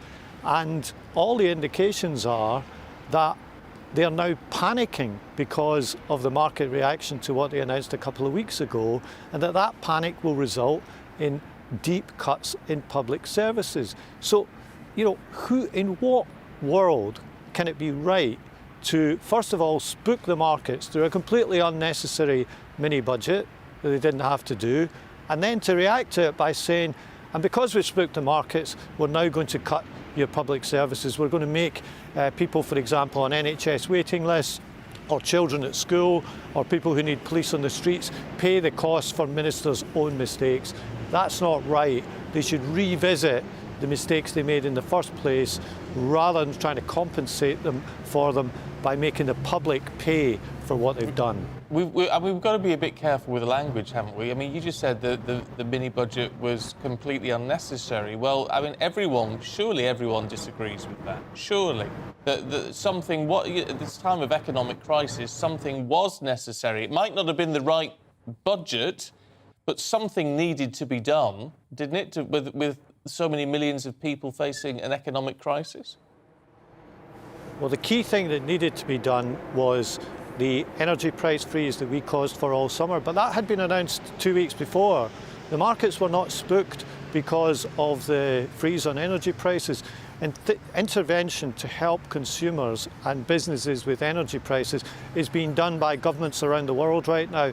Markets understand that when faced with huge increases in energy prices, such as those that were announced by Ofgem back in August, the government had to intervene. I mean, by the way, Liz Truss fought and won her leadership election saying that she was against doing this, that she was against handouts and had to do a U-turn on it, but it was the right U-turn to do. But that's not what spooked the markets. What spooked the markets and caused the big spike in mortgage rates was the intervention on the 23rd of September. And that wasn't necessary to do. It was done in a very ideological way because Liz Truss and Kwasi Kwarteng have wanted to do this kind of thing for many years. And it's that, not the energy price intervention, which has really caused the economic chaos that we're seeing right now. OK, I just want to ask you about Indy Ref 2. We've got the Supreme Court hearing over the next couple of days. We've had Nicola Sturgeon saying that she'll take the next election as a de facto Indy poll decision. But there are rumours swirling that there could be a deal done between Labour and the SNP. Is that true? No, it's not, and I don't know where such rumours would come from. We don't want any deals with the SNP. And when it comes to Scotland, what we want is the Scottish Government to focus for once on governing the country. 1 in 7 Scots are on NHS waiting lists. And when it comes to education, the Scottish Government don't even submit all the data now to the international studies. So worried are they by the record. There's been a fiasco over ferries to the islands. There are important issues for the Scottish Government to take care of. And this is not the time for another referendum, for the SNP to continue trying to keep the constitutional issue on the boil. It's time for some government in Scotland. But there is a prospect of change for people in Scotland because with Labour doing better, with Labour having a real chance of governing next time, if people in Scotland really want change, they can vote Labour in the hope that they can get a change of government that really will address those issues in the future. Pat McFadden, Shadow Chief Secretary to the Treasury. Always good to talk to you. Thanks very much indeed. It is 7:23. Let's bring you up to date with the headlines, should we? And a former nurse has pleaded not guilty to the murders of multiple babies. Lucy Letby is accused of killing 7 children and attempting to kill 10 others between 2015 and 16. She was working at the Countess of Chester Hospital at the time of the deaths. The trial at Manchester Crown Court could take 6 months. The Prime Minister and the Chancellor are facing calls, as we've just been discussing, from Labour to reverse course further on the mini-budget. This as MPs make their return to Parliament following conference season for the government. This afternoon, Kwasi Kwarteng will appear in the Commons and face questions from MPs about his fiscal plans. Candlelit vigils have been held in Ireland to remember the victims of the explosion which killed 10 people on Friday. Police are still investigating the cause of the blast, which ripped through a petrol station in County Donegal. It's being treated as a tragic accident. The first funerals will take place later on today.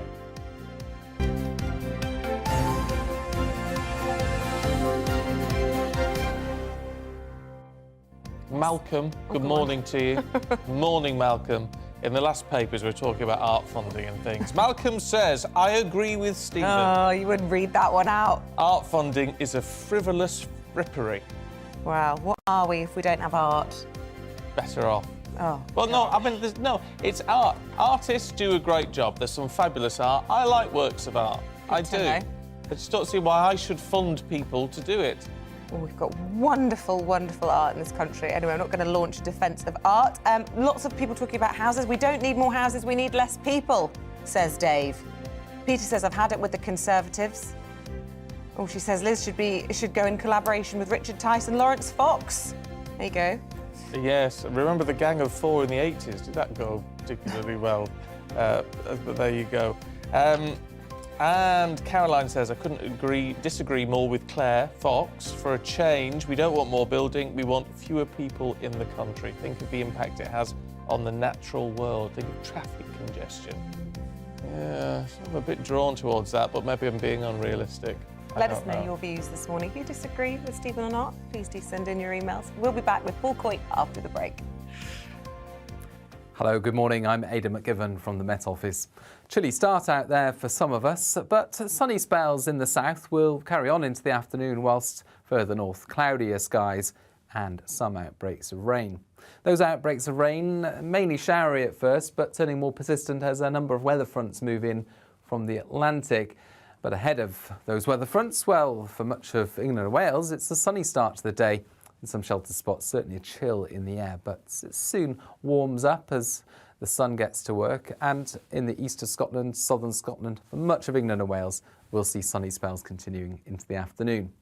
A few showers turn up for northern England and southern Scotland, but the showers that we start the day with in western Scotland turn to more persistent rain by the afternoon, perhaps brushing the north of Northern Ireland as well. 13 to 14 Celsius in Scotland and Northern Ireland, 15 to 16 in the south of England and Wales, where we keep the light winds and with those sunny spells, although a chilly start to the day, well, it turns out to be reasonably warm by the afternoon. Into the evening, and we keep the clear spells for much of central and southeastern UK, and again with light winds, temperatures will fall away, low single figures in places by dawn. But further north and west, thicker cloud arrives, outbreaks of rain as well, and a freshening breeze. So, of course, here, milder, with 10 to 12 Celsius more likely as we start off Wednesday. It is a damp start for much of Scotland, especially through the central belt, some heavy rain for a time. Northern Ireland clears the wet weather, pushes into northern England then by early afternoon, and Wales sees some outbreaks of rain. But the front fizzles out by the time it reaches central parts of the UK. There'll be some sunshine ahead of it and brighter skies to follow it for Scotland and Northern Ireland. Then the weather turns much more unsettled on Thursday and Friday, a strengthening wind with the risk of gales in places, spells of heavy rain, particularly in the west, followed by lively showers on Friday and Saturday.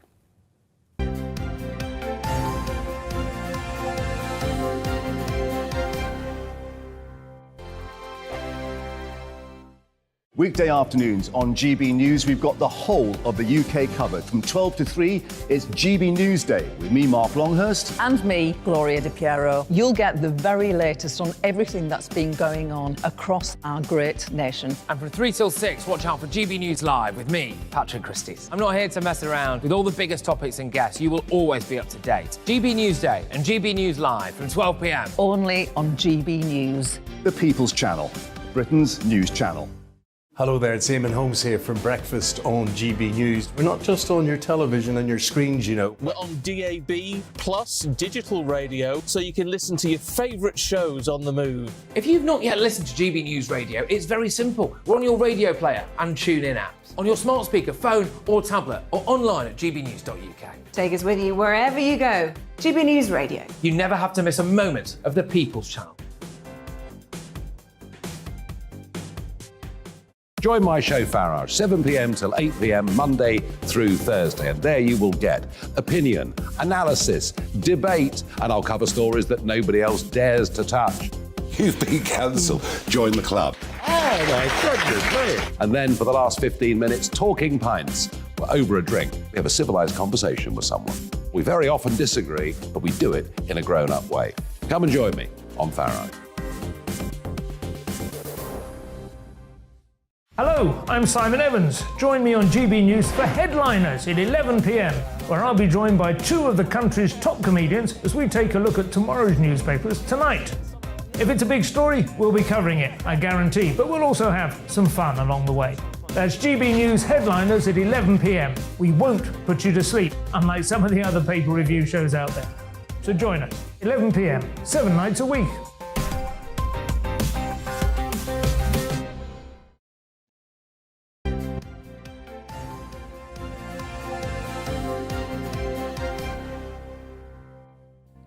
Welcome back. It's coming up to 7 even.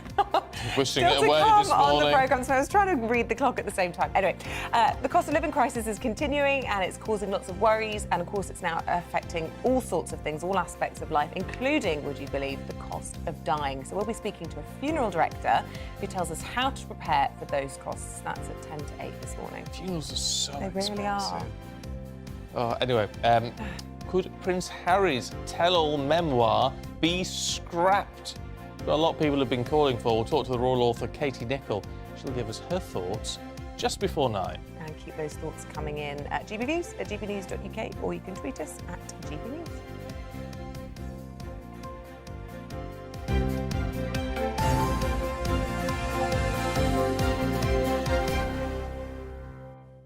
Paul Coyte's here with all the very latest sport. Morning. Good morning, how are you? Yeah, all right, thank you.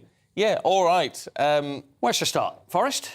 Well, I think we should start with start with Forest and Villa last because, night? I mean, 1-1 draw is not good news for Villa, is it? It's not good news for Villa, you're right. And it's not really good news for Nottingham Forest. Although Nottingham Forest are off the bottom, I know you have a fondness of Nottingham Forest, don't you? Yeah. I remember running around after Brian Clough years ago in my radio days. Did you? Oh, yeah. Really? Yeah. Did he call you young man? He did call me young man once, and then he told me to do one in a less polite way many times. So then your sport career was over and then he headed to the serious side. Is that what it was? Oh, good old Clough, I loved him. It's, anyway, the spectre of Brian Clough is always, everybody always looks at those happy days of, obviously not so happy with you, but the old days of Forest of the... But Forest have got up then and Steve Cooper, who's the manager there, it hadn't been going very well for him. And the thing is, last week, he was the favourite to get the sack. So what did Nottingham Forest do? They gave him a 3-year contract. I mean, I've never seen this before. But the other person who could be in trouble is Steven Gerrard. Now, Steven Gerrard, manager of Aston Villa, they're just not scoring goals. So 1-1, they would expected more at Nottingham Forest, but it didn't go the way that he would have planned. They're not scoring enough goals. He's going out there saying, well, you know, we're not doing this, we're not doing that. But people are now beginning to look at Steven Gerrard, Liverpool legend, and also touted to take over from Jurgen Klopp whenever he would leave. But I don't think he's on the ice that he's actually skating on is that thick, to be honest with you. So I don't know how long he's going to be They around. don't always make good managers, do they? They don't. Great footballers. No, that's right. Because... you could look at someone like the greats of the old days, from Bobby Charlton to Bobby Moore, some of the greatest players we've ever had that haven't made managers, because it's about attitude and how you are as a man manager, not just about what you know about football, which is probably even more important than the football side. Yeah. Champions League preview for us? Yeah, I'll very briefly. I mean, we've got Manchester City who thrashed FC Copenhagen. Let me ask you this. I do want to ask you this. Oh, yes. As professionals, have you ever Copenhagened or you were always Copenhagen? Oh, Copenhagen. Yeah, same. Which is correct, because is it? there's a lot of people that even still say Copenhagen. And do you know where they get that from? No. It was the film Hans Christian Andersen with Danny Kaye, who sang "Wonderful, Wonderful Copenhagen," sort of. Anyway, you know the song. Yeah. And it was because he sang it that way that people still say Copenhagen. Mispronouncing. Copenhagen. How But anyway. terrible. Well, you got your obviously you got did your Hagen-Dazs. You have got your Hagen. Yeah, that's right. Whoa. So Copenhagen against Man City, AC Milan against Chelsea. These are reverse fixtures of the ones in the Champions League we saw last week. Chelsea thrashed AC Milan, which was a great result. So they're playing at the San Siro tonight. And Celtic lost 3-1 to Leipzig last week. So they will be playing them at home tonight. And they could really do with the result against Leipzig. Oh, Steve Bruce. What's going on with Steve Bruce? Yeah, Steve Bruce has been fired. I worry about Steve. He's another big name, though. Yeah, well, when he left Newcastle, which was only recently, we're looking probably just over a year ago, the stick he was getting from fans, and you think, is it truly worth it? Oh, yeah. So he's a man that's made plenty of money. And it's like, do you really need to go back into this? Goes back to West Bromwich Albion, and it's not going. They're 22nd in the Championship, which is their lowest for 21 years. But to show you just how fickle Championship clubs are, Michael Beale, who's the Queen's Park Rangers manager, so he's the 10th longest-serving manager now in the Championship, and he's been there for 4 months. So it just shows 4 months, and he's the 10th longest-serving. So it's probably more. I don't know, it's probably more fickle than the Premier League. I tell you what, to actually, if you're a manager there, you've really got to start getting results because you'll be up very, very quickly. I tell you what, you get a big payoff though, don't you? Probably not so much in the Championship, but as in the Premier League. Yeah. Huge payoff. Because that's it. For that, it wouldn't be bad, would it? Because then you just, it's the only job in the world where you could not do it very well and they'll just give you all your money off in one go and you think, great, that's it. I'll be on my way. Can we talk about doping? Because this is the best justification I've ever heard. Well, CJ... excuse. You can blame Amazon for, clogging up the roads or for destroying businesses or the planet, but now it's causing positive drug tests. We're talking about CJ Uja, aren't we? Because in the Olympics, in the 4x100 metres, we got a silver medal, which was a fantastic result. And then CJ Uja, one of our great sprinters, there he is. There. I don't know whether that's the moment he's found out that we've got silver. He's looking happy there. But unfortunately, those smiles were soon wiped off their faces when... he tested positive for a contaminated... It was a supplement, because we talked about Conor Benn last week and the drug that he got done for, and this is something that you can't really argue, it was within a supplement, because that was a female fertility drug that we found out boosted testosterone. CJ Uja, it was a contaminated supplement, and WADA, who are the World Authority on Doping, etc., they've said that, OK, we buy your story that you'd bought these supplements and then it was contaminated. Whereas really, if you're an athlete, you've got to be responsible for whatever you take because there can be contamination or there can be something involved in whatever the supplement is. So anyway, it's a 22-month ban, which then is backdated, so he'll be free to run in June 2023. So whichever way you look at it, whether you think you should have known you shouldn't be running at all, or whether a ban is sufficient, I'm not completely... You need to be very careful when you take your vitamins in the morning, Paul. I've always been, because I'm always tested before I come in. And by the way, I just want to let you know that I was clean again. You're just naturally effervescent. Absolutely naturally effervescent. There you go. Paul, it's a pleasure. First time I've ever been called that, and I enjoyed it very much. He's mad as a box of frogs. He's totally crackers. Is he? Totally crackers, but it's why we love him. Thank you. Preferred my compliment, didn't you? I did. I was supposed to be a professional talking about naturally effervescent every time. Do you think art funding is frivolous frippery, Paul? I've often thought frivolous frippery, but no, art funding is very important as far as I'm concerned. Very, very important. Good answer. Get out. It all depends what the art is. Get out. We're going to take a quick break. After that, we'll go through your papers again. Claire Fox and Kunle Barker with us for that. See you in a moment.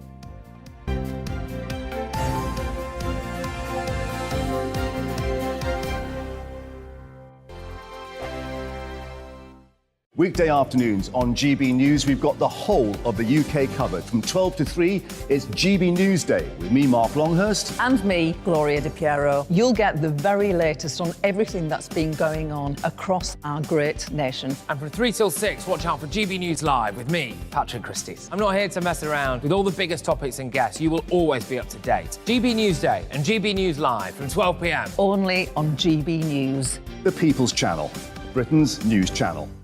Hello there, it's Eamonn Holmes here from Breakfast on GB News. We're not just on your television and your screens, you know. We're on DAB plus digital radio, so you can listen to your favourite shows on the move. If you've not yet listened to GB News Radio, it's very simple. We're on your radio player and TuneIn apps, on your smart speaker, phone or tablet, or online at gbnews.uk. Take us with you wherever you go. GB News Radio. You never have to miss a moment of the People's Channel.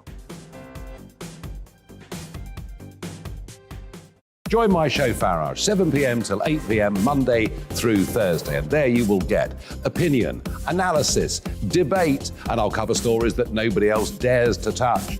You've been cancelled. Join the club. Oh my goodness me. And then for the last 15 minutes, talking pints. We're over a drink. We have a civilised conversation with someone. We very often disagree, but we do it in a grown-up way. Come and join me on Farage. Hello, I'm Simon Evans. Join me on GB News for Headliners at 11 p.m, where I'll be joined by two of the country's top comedians as we take a look at tomorrow's newspapers tonight. If it's a big story, we'll be covering it, I guarantee, but we'll also have some fun along the way. That's GB News Headliners at 11 p.m. We won't put you to sleep, unlike some of the other paper review shows out there. So join us, 11 p.m, 7 nights a week.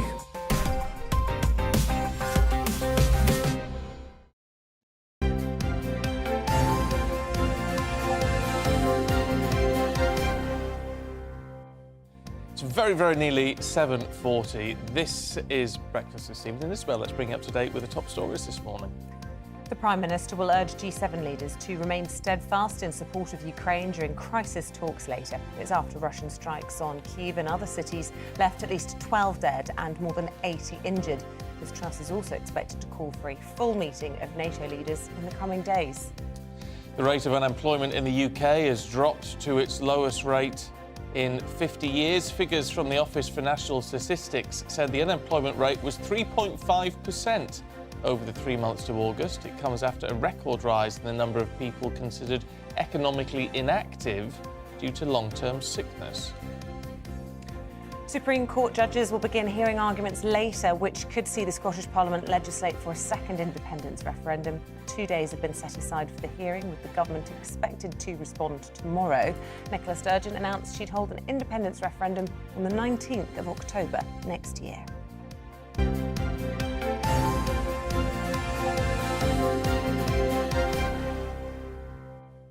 Let's go through the papers then this morning. And joining us once again, property expert Kunle Barker and director of the Academy of Ideas, Baroness Claire Fox. Good to see you both once again. Claire, to the Times. Let's have a look at Tory rebellions. Yes, so the Times have got a piece here. Prime Minister's poser, please Tory rebels or the public. And you might think, how does that untangle?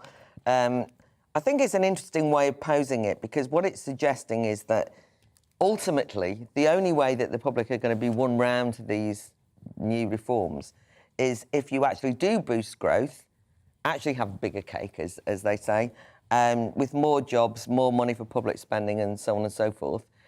Whereas MPs and backbenchers are frightened of the short-term disruption and the unpopularity with certain members of the public now. And so that's the tension. But my problem with it is, because actually, although the Commons are going back today, the Lords started yesterday, and we started with a big economy debate on this very topic.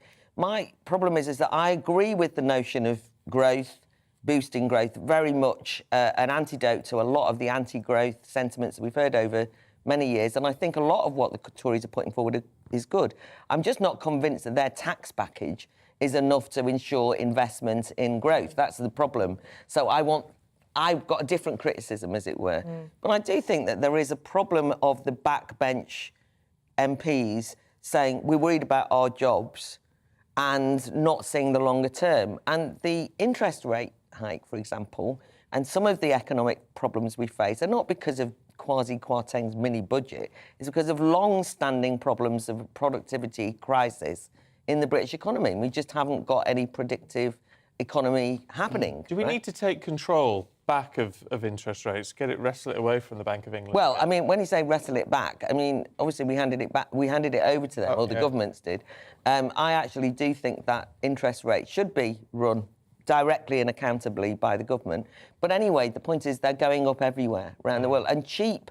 You know, you can't just have cheap money. And I think that one of the problems the Tories have got is when interest rates were low and you had an artificial sense of things being okay, then they took claim as though it was an economic policy. And now they're saying, well, what can you expect? You can't just have cheap money all the time and keep borrowing on the never, never.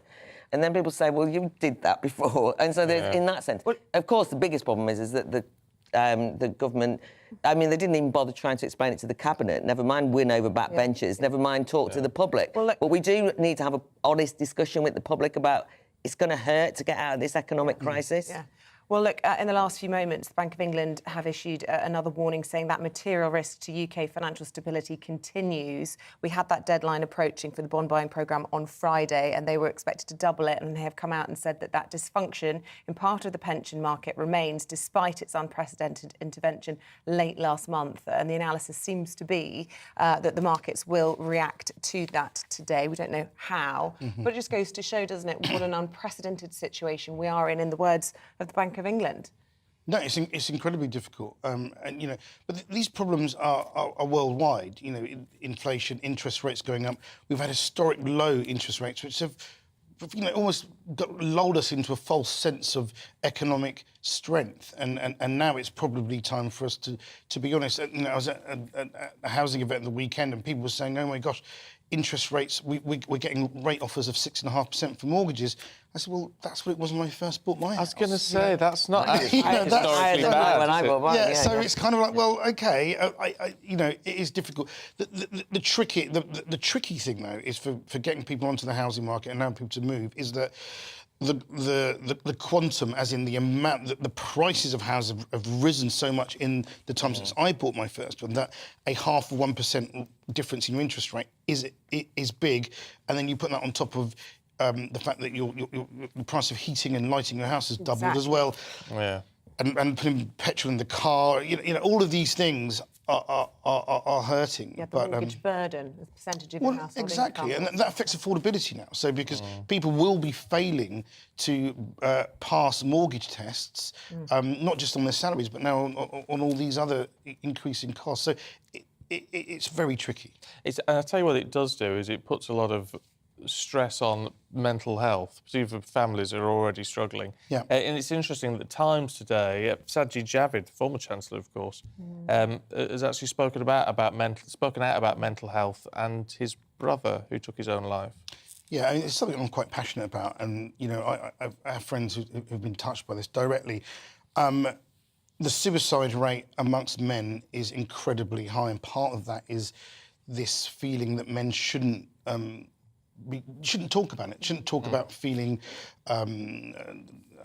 down, being depressed, having problems. This is seen as a sign of weakness. And interesting, I go to a gym in Victoria, and you know, this is full of and run by boxers and MMA fighters and soldiers go there as well. And they have a campaign which is, you know, strong, not silent. And it was interesting that, you know, Mr. Javid felt that people were trying to stop him talking about this. That somehow there was a shame around what happened to his brother. Who was he referring to? Does he say? His brother took his own life. No, sorry, but who was trying to stop him talk about it?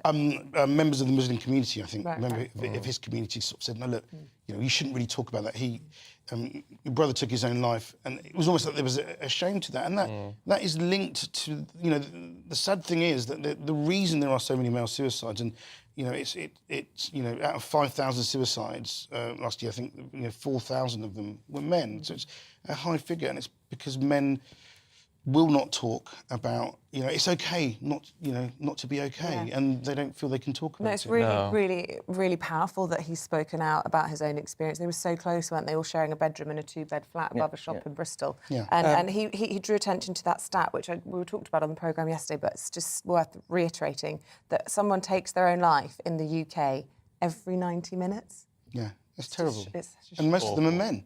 Yeah. And that, and so men need to speak, need to feel that they shouldn't be ashamed that they're not okay, that they need help. And it's a permanent solution to a temporary problem.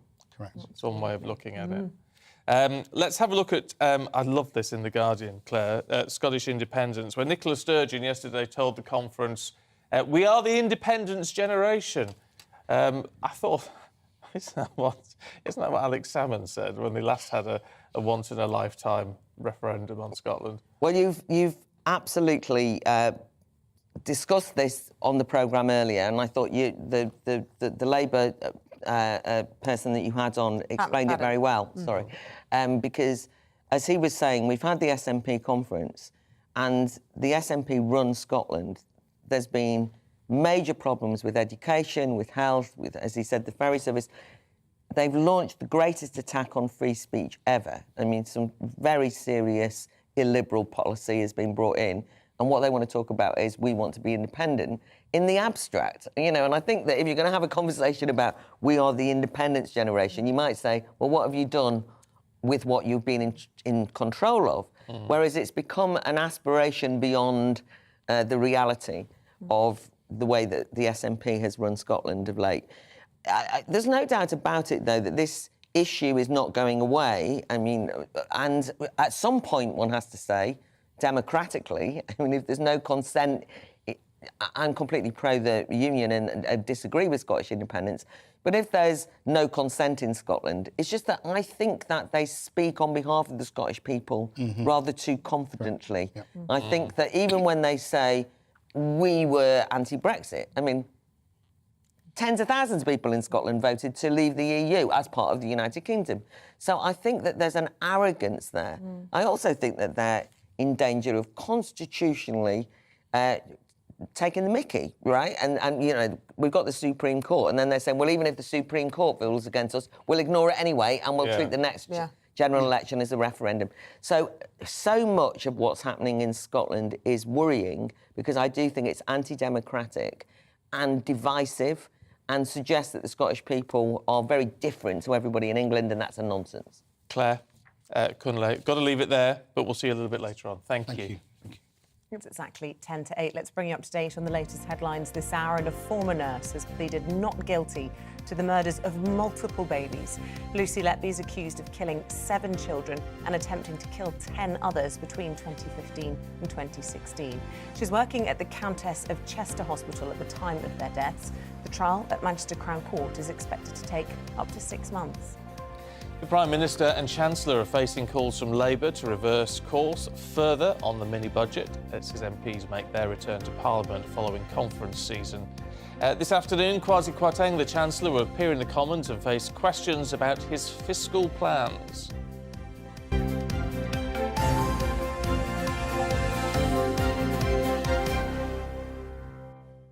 Now, we rely on them to deliver goods around the country, but now a national shortage of parking spaces for HGV vehicles are causing significant problems. It means that each night, thousands of lorry drivers are forced to park in lay-bys and industrial estates. Well, new research has found designated truck stops and motorway service areas don't have space for more than a fifth of the HGVs in England. Well, Will Hollis is just off the M1 for us this morning. How big a problem is it really for these people who are driving for a living, Will? Good morning. Yes, we're just off of Junction 23 here in the East Midlands, right next to Loughborough and Shepshed here in Leicestershire. And a couple of hours ago, when we first arrived, a lot of the lorry drivers that had parked here at Junction 23's truck stop were just getting ready to leave. You can see in the background there are a few empty parking spaces, but I'm told that many of these places, and this site included, it is quite difficult to get into places like this just after 7 p.m. in the evening. One of the people that I was speaking to who had just been in for his English breakfast said he doesn't even bother trying to get into a truck stop like this if it's anything near 7 p.m. and he'll find somewhere else that he can bed down. And that's the real difficulty, because at places like this you'll have security, you'll have toilets, and you'll have showers, you know, all of the home comforts that you can expect as a minimum for life on the road. But when you're in a lay-by or industrial estate, obviously that makes you a target sometimes for criminal gangs. It can mean that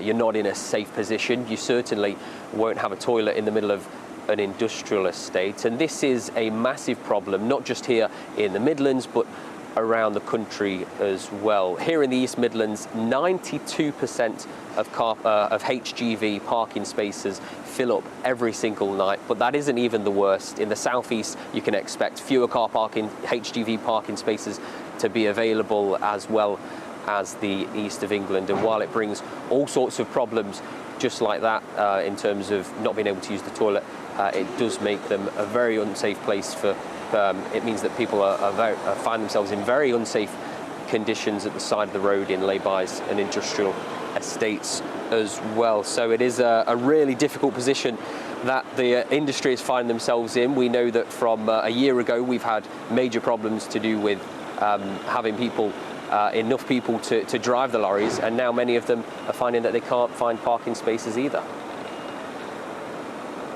Bill, thanks very much indeed. You're a lorry driver.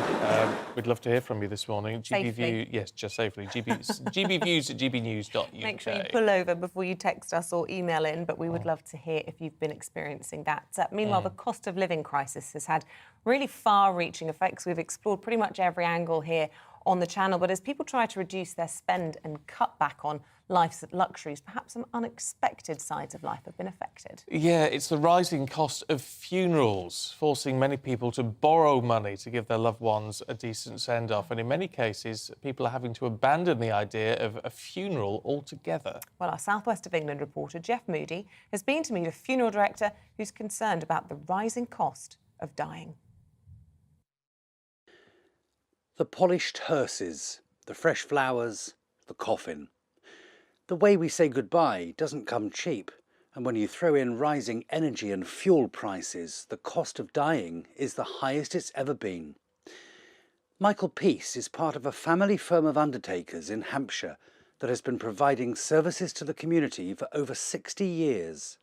On our premises here, we've got a number of refrigeration units that we have to run continuously to look after deceased in the appropriate and the best manner, and so those costs are going up, and of course we have to sometimes pass those things on to the client. The average price of a funeral has now tipped £4,000, but in a new report from Sun Life, 1 in 5 say they are shocked at how expensive a funeral is. A third of people haven't saved enough for their own funeral, and many are now taking out loans or opting for a no-frills cremation, without fuss, without ceremony, without mourners. And for example, the crematorium here locally may do what's called a direct cremation service, so that keeps the cost to a minimum as well. I think that they're an extremely good option for people who are concerned about what they're spending on funerals, but are able to do it in a dignified and professional way. But there is a concern. Funerals are part of the whole grieving process, from the cars to the flowers to the coffin. And the worry is, if you dispense with too much of that, you're not grieving properly and you're storing up trouble for the future. But obviously one of the challenges, and I think we saw this quite clearly with the Queen's funeral recently, is there is a desire on the part of lots of people to say farewell or pay their respects in person. And actually that can be quite helpful for the grieving process. So it's very definitely not a choice for everyone. So says the National Association of Funeral Directors. But there's help at hand. The funeral expenses payment is a one-off means-tested payment designed to support people on benefits. In recent years, protest group Fair Funerals has been urging the government to step in and help further, ensuring everyone has the chance of a dignified farewell. Don't wait until you're grieving to start thinking and talking to your family about funeral costs, because the fact is that when we are grieving, we're not able to act very often as savvy consumers. So unfortunately, we can end up spending more than we can afford on funerals. Debt and rising costs are a huge part of our lives at the moment. The hope is those debts don't become a part of our deaths too. Jeff Moody, GB News. It's a difficult one, isn't it? If you've been faced with real problems funding a funeral, get in touch, gbviews@gbnews.uk. Stay with us after the break. The former head of the British Army, Lord Dannatt, is here in the studio with us to talk about the upcoming G7 meeting and all the latest on the situation in Ukraine. Don't go anywhere.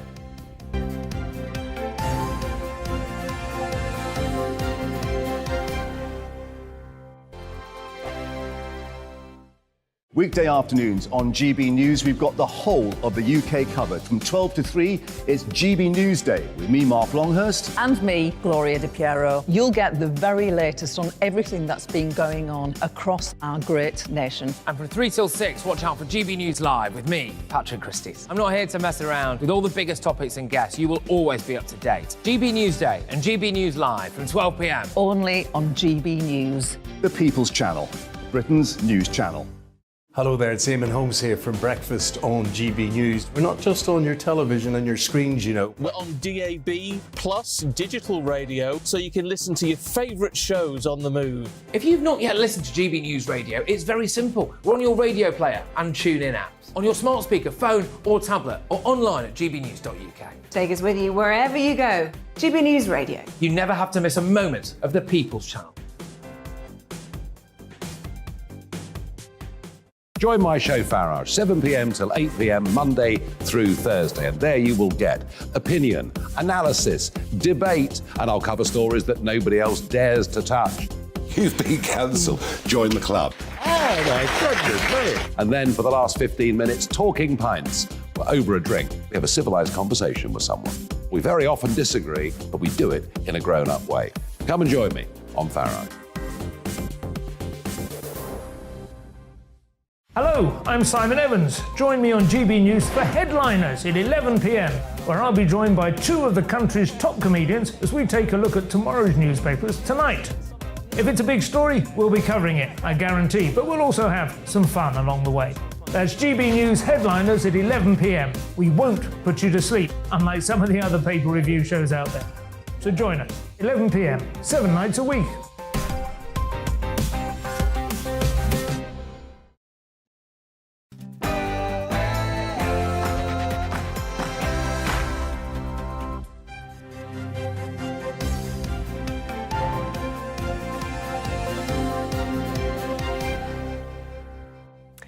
MPs will return to Parliament today as the Chancellor tries to get the public's finances under control. Morning to you. It's 8 o'clock. It's Tuesday, the 11th of October. This is Breakfast on GB News with Isabel and Stephen. Here's what's leading the news this morning. The Chancellor will face the Commons today for the first time since his mini-budget announcement. It comes as Kwasi Kwarteng prepares for his debt-cutting plan, now scheduled for October the 31st. G7 leaders will hold a virtual meeting this afternoon to discuss support of Ukraine. It follows yesterday's Russian missile strikes on Kyiv and other major Ukrainian cities.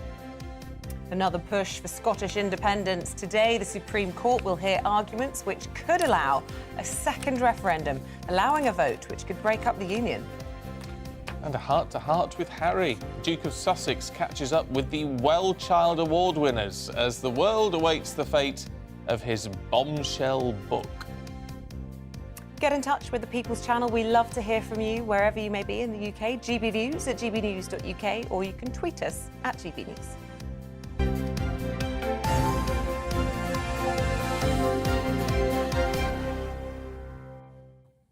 Talking about money, as we have had a couple of tweets in, or emails, I should say. Liam, just to remind you all, my pension is not a benefit.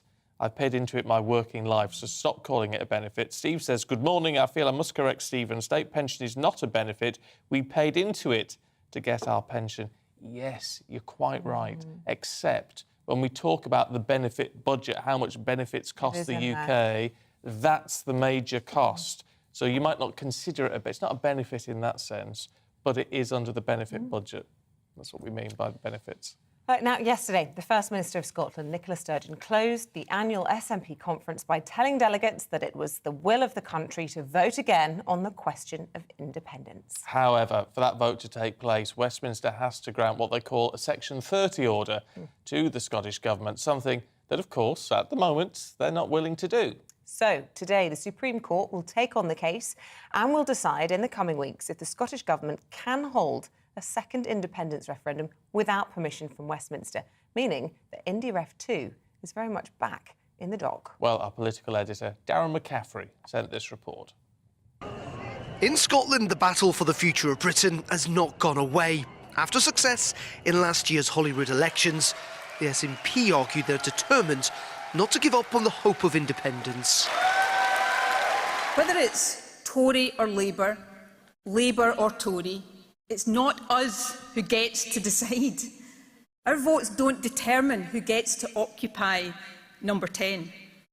For Scotland, the problem is not just which party is in power at Westminster. The problem is Westminster. But ultimately, the decision for a second referendum is currently not theirs to take. That's why the battle is moving to London and to here, the UK's Supreme Court, who will decide if MPs at Westminster or MSPs in Edinburgh should have the final say on another vote. But what if the decision doesn't go their way? Well, that leaves Nicola Sturgeon and the SNP with two big problems. First of all, what do they do next, particularly when the Prime Minister, Liz Truss, has made it clear that she thinks there shouldn't be another vote anytime soon? And second of all, while the polls are pretty divided on independence, evenly split, only a third of Scots think that now is the right time for another referendum. A lot of people expect the Supreme Court to rule against that, and if that's the case, she said that she'll try to turn the next general election into a de facto referendum. Whether she can actually do that, I mean, who can, after all, decide what is the issues of an election campaign? So there's doubts over whether it actually will be a de facto referendum.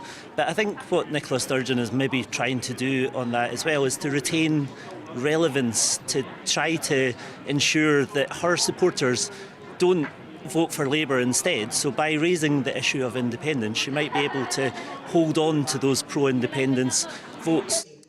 But for most SNP activists, Nicola Sturgeon must not relent. We will use the Westminster election, the next Westminster election. If the Supreme Court says no, that will be used as a plebiscite referendum. We have that right under international law. Are you frustrated, though? With the UK government, absolutely. As she said at the weekend, if they are so confident, why not just let it go ahead? What should she do next? What do you want to see her do next? Well, she said she's going to use it for the next general election. Do you think that's going to work, though? I'm not sure. I'm not really sure. But I hope so. But let's wait and see what the Supreme Court says. Then we'll make a judgment, I think. For the moment, focus will now be on the Supreme Court's hearing. With a judgment due to take months, this drawn-out battle is not likely to conclude anytime soon, to the frustration of nearly everyone on every side of the debate. Darren McCaffrey, GB News, Aberdeen. Now, G7 leaders, including the Prime Minister, will hold an urgent video conference at 1 o'clock. Well, it's 1 o'clock GMT, so what's that? 2 o'clock UK time today, to talk about the escalating war in Ukraine and, of course, the change it's had on gas prices. Well, this comes, of course, as Russia's aerial strikes continue today in Ukraine, with air raid sirens being sounded across the country. 19 people have now been confirmed dead, more than 100 injured, and the UN met overnight to discuss the escalating situation. Well, the former head of the British Army, Lord Richard Dannett, joins us in the studio. Good to see you this morning. What are we to make of this video conference that's going to take place this afternoon? I mean, clearly they're thinking they've got to look at this again now in the face of what could be escalating trouble from Russia. Yes, I think it's a very positive sign that the G7 leaders are coming together. What's really important is that the solidarity of the West is maintained, and the commitment to supply Ukraine with all that they need. Frankly, we're in here for the long haul. Putin has got to be defeated. The Ukrainians are showing enormous grit, determination and drive on the battlefield. And even attacks such as yesterday, I think it only strengthens the Ukrainian population's will to win. Yeah. And that's what we really need to support them doing. So, well done, Liz Truss, and well done the other G7 leaders for getting together. They must stand together, and particularly Uncle Sam, the Americans, must continue to supply the high-tech weapons at the rate they are, and possibly even more. Interesting, because President Zelensky yesterday was saying that the Russians were specifically targeting two things, people now and infrastructure, and that what they really want is air defence, some sort of missile defence strategy. Now, you talk about Uncle Sam. They've promised this and it's still not arrived. That urgency now, as it seems to be changing and shifting towards more missile attacks, stronger than ever. Yes, there is a very good case to get on with it and provide air defence. Again, it's difficult to know where truth actually lies, but the Ukrainian Air Force claims it knocked down 43 of the 80-odd or so missiles that came in yesterday. That may be over-reporting. So they have got some degree of air defence already. But frankly, technology does exist that can knock down these cruise missiles. I mean, they're quite large things. And therefore, to promise it is one thing, but actually to get those equipments in place is really, really important. But, this hasn't been a one-way ride for Putin. I saw a message from a contact yesterday to say that ultranationalists on the right wing of Putin are really angry with him for spending $200 million yesterday on hitting meaningless targets. So when President Zelensky said they were focusing on people and energy, I think this was pretty indiscriminate. It just shows that they haven't got the degree of technology, the accuracy that now the Ukrainians have got with their HIMARS missiles, for example. But what are we seeing in terms of strategy now? Because we know one of the big issues for the Russian troops as they were crossing into Ukraine was they didn't seem to have much in the way of sort of command for those troops who were crossing over. They didn't seem to have the same structure that, say, we have in the UK Armed Forces. And yet now they've appointed now an overall commander who seems to be, or the impression is that these troops, now there is going to be more structure, more command and control. Well, it's not the first time it's been promised. I mean, if you go right back to February, and I know time is short, there was a complete absence of proper joined-up operational level command and control. There were 5 or 6 formations that launched the initial attacks, and Vladimir Putin himself gave instructions to them. Now, that's an absolute recipe for disaster. I don't know whether the man's got a history book, but Hitler used to meddle in that sort of way and drove the generals absolutely balmy. Now, this isn't the first overall commander that's been appointed, so we're going to have to wait and see whether he does bring more shape to them. But then, will Putin change his habits? Will he resist the temptation to want to interfere at the lower level, at the tactical level? So, yes, they're trying to learn some lessons. But the real point about the Russian army, and GCHQ is on record this morning as saying so, is that their morale is very low, their ammunition supplies are very low. And frankly, we saw this mobilisation exercise. It's one thing to grab men off the streets, put them in some kind of uniform, and tell them that they're soldiers. But without training and proper equipment, they're just going to become more dead people. It's a tragedy. Yeah, a bloodbath. Tell us more about this man, General Armageddon, as he's being described by the West. General Sergei Surokovin, who's the chap we were referring to. He oversaw the destruction of Aleppo in 2015, which lots of people wouldn't... I mean, it was just destroyed overnight almost. Yes, I mean, Surokovin has got a very bad track record, going right back to Afghanistan a long time ago, and all the wars that the Russians have been involved in. But, this war is so different from those wars. Those wars, Russia was the big boy that went in and wielded a big stick in pretty chaotic circumstances. This war is different because the Ukrainians are a joined-up opposition. They're a joined-up set of armed forces. And he's going to have to exercise real generalship as opposed to just being a butcher and a bully. And, well, I don't think his track record necessarily stands up very well as far as that's concerned. But using extreme violence is one of his characteristics, and that's worrying. Can I ask you a difficult question? If you were still in position as head of the British Army, would you be preparing now for at least the potential of boots on the ground? Does it have to be considered? The short answer is yes, but which bit of ground are those boots going to go on? The really important thing is that the United Kingdom plays its part within NATO, particularly supporting other countries that are potentially at risk from further attacks from Russia. And we already have a number of forward deployments in the Baltic states and in Poland, and we need to do more of that, and we need to sustain them. Now, that's one use of boots on the ground, to make sure we've got the capability to do that. And I'm encouraged if Liz Truss can stick to her words that our defence budget's going to go up to 3% of GDP by the end of the decade. Frankly, the defence budget has been starved of cash, and our land forces have particularly been starved of cash.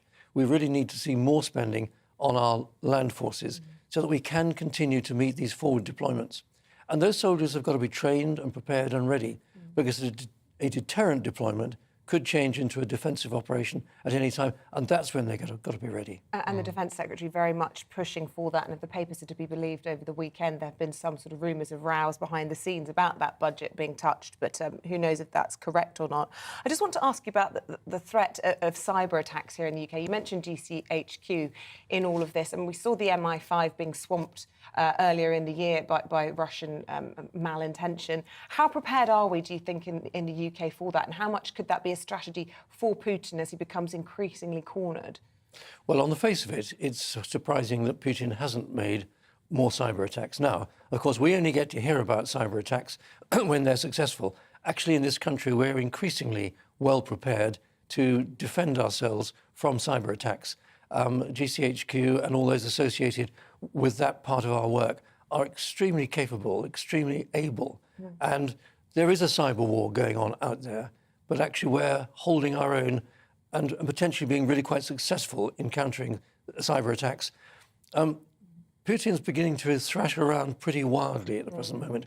And yesterday, all the missile attacks up and down Ukraine were an example of him thrashing around for new ideas. And he's running out of ideas. And opposition against him is starting to mount. Lord Dannatt, really appreciate you coming into the studio this morning. Thank you very much indeed. Now, a leading baby charity has told GB News that they're calling for mandatory third trimester scans for all mothers to try to prevent late loss and stillbirth. Yes, the announcement comes during Baby Loss Awareness Week, and our reporter Ellie Costello went to meet a mother who lost her son Jackson in the late stages of pregnancy 2 years ago. I keep all these in my zip bags, so I don't want them to lose their smell. Joanne Hanlon had a late miscarriage with her son Jackson in 2020. She was 6 months pregnant. We actually struggled with fertility issues, so we was actually told that it would be a 1 in a million chance of us actually getting pregnant in the first place. So it was like a miracle baby. Yeah, we was over the moon. Joanne had to give birth to baby Jackson in hospital. I guess you don't think about having to give birth to a baby who's not alive when you're pregnant, and it's a really difficult thing because part of you doesn't want to let them go. At the time, I just remember feeling like it was all my fault and I must have done something. Well, estimates suggest that there are 250,000 miscarriages before 24 weeks in the UK each year.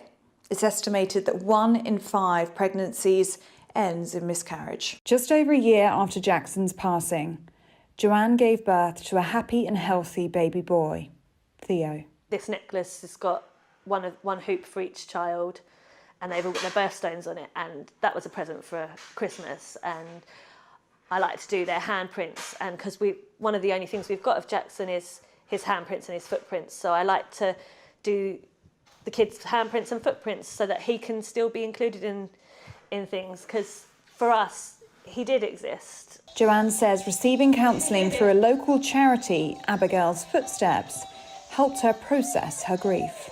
We lost Abigail back in 2009. She was 42 weeks gestation. The nursery was ready, the car seat was in the car.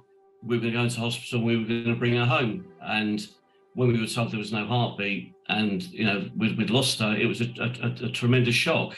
Abigail's Footsteps charity are this week launching a new campaign for Baby Loss Awareness Week. It's called Say My Baby's Name. Is this the room you were in before?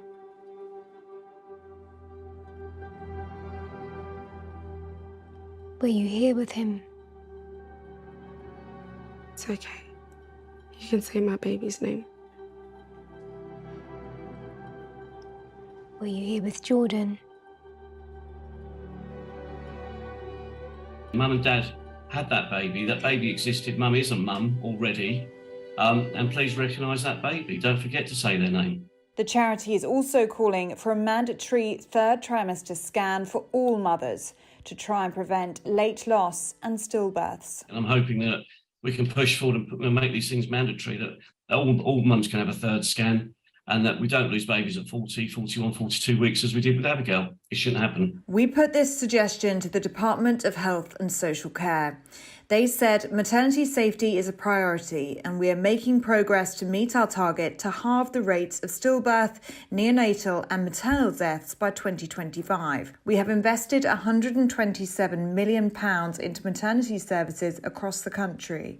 And the NHS has developed guidance for clinicians to reduce the risk of baby loss and better monitor pregnancies.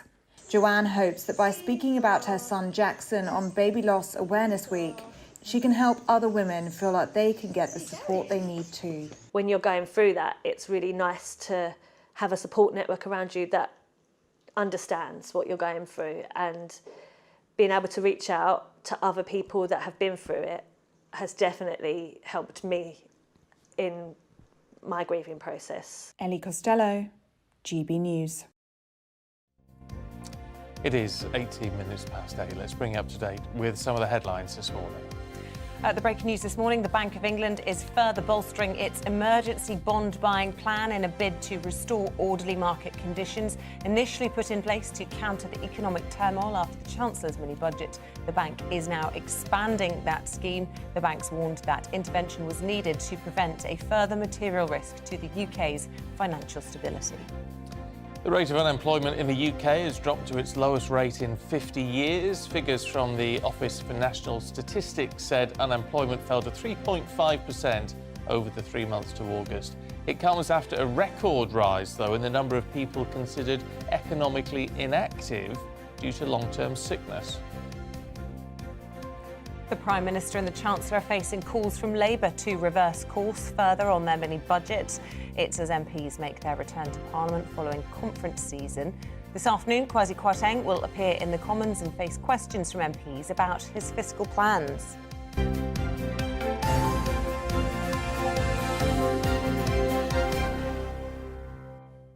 We're talking to Will Hollis, who's near Loughborough, about HGVs and nowhere to park and how that affects drivers earlier on. Pete says, I drive HGVs through the night. All the truck stops are full if we need to park. Most lay-bys are full or closed. Facilities everywhere from the dark ages, especially delivery points, especially supermarket distribution centres. It's a total disgrace that needs to be pointed out to the public. Janet says, listening to your discussion about the lack of HGV parking, I totally agree. As touring caravanners, we also struggle to stop for comfort breaks. If spaces are provided for us, they're full of lorries, leaving us with nowhere to go. Having travelled in France extensively, they have the best solution with their safe, clean air de relais. I don't know what that is. Admittedly, these are usually on toll roads, but there must be a way for us to do similar. And also, I'm made to have a wardrobe change. Anthony says, can you please change your blazer jacket? My eyes are being dazzled by it. And Jinder, or is it Linda? I'm not sure. It says, not sure if it's my TV, but Stephen's jacket is glittering. Love that guy. Love that guy. Don't be humble. Well, yes. So anyway, it's not really glittery in real life, is it? Strobing, in technical terms. Probably shouldn't have that, yeah. I can't afford a new suit at the minute. So you just have to put up with it for now to oh, that looks all right in the close up. Stroby to me. Oh, it does look glittery actually. Does look at that, a bit of sparkle in your life there. Oh, there you go. Anyway, I will try to save up for a new suit after Christmas, but you'll probably have to wait until then. Look, after the break, a really interesting segment. We're talking about eating disorders and how they've actually doubled in women over the age of 60. If you're affected by that, let us know. First of all, though, here's your forecast. Hello, good morning. I'm Aidan McGivern from the Met Office. Chilly start out there for some of us, but sunny spells in the south will carry on into the afternoon, whilst further north, cloudier skies and some outbreaks of rain. Those outbreaks of rain, mainly showery at first, but turning more persistent as a number of weather fronts move in from the Atlantic. But ahead of those weather fronts, well, for much of England and Wales, it's a sunny start to the day. In some sheltered spots, certainly a chill in the air, but it soon warms up as the sun gets to work, and in the east of Scotland, southern Scotland, for much of England and Wales, we'll see sunny spells continuing into the afternoon. A few showers turn up for northern England and southern Scotland, but the showers that we start the day with in western Scotland turn to more persistent rain by the afternoon, perhaps brushing the north of Northern Ireland as well. 13 to 14 Celsius in Scotland and Northern Ireland, 15 to 16 in the south of England and Wales, where we keep the light winds and with those sunny spells, although a chilly start to the day, well, it turns out to be reasonably warm by the afternoon. Into the evening, and we keep the clear spells for much of central and southeastern UK, and again with light winds, temperatures will fall away, low single figures in places by dawn. But further north and west, thicker cloud arrives, outbreaks of rain as well, and a freshening breeze. So of course here, milder, with 10 to 12 Celsius more likely as we start off Wednesday. It is a damp start for much of Scotland, especially through the central belt, some heavy rain for a time. Northern Ireland clears the wet weather, pushes into northern England then by early afternoon, and Wales sees some outbreaks of rain. But the front fizzles out by the time it reaches central parts of the UK. There'll be some sunshine ahead of it and brighter skies to follow it for Scotland and Northern Ireland. Then the weather turns much more unsettled on Thursday and Friday, a strengthening wind with the risk of gales in places, spells of heavy rain, particularly in the west, followed by lively showers on Friday and Saturday.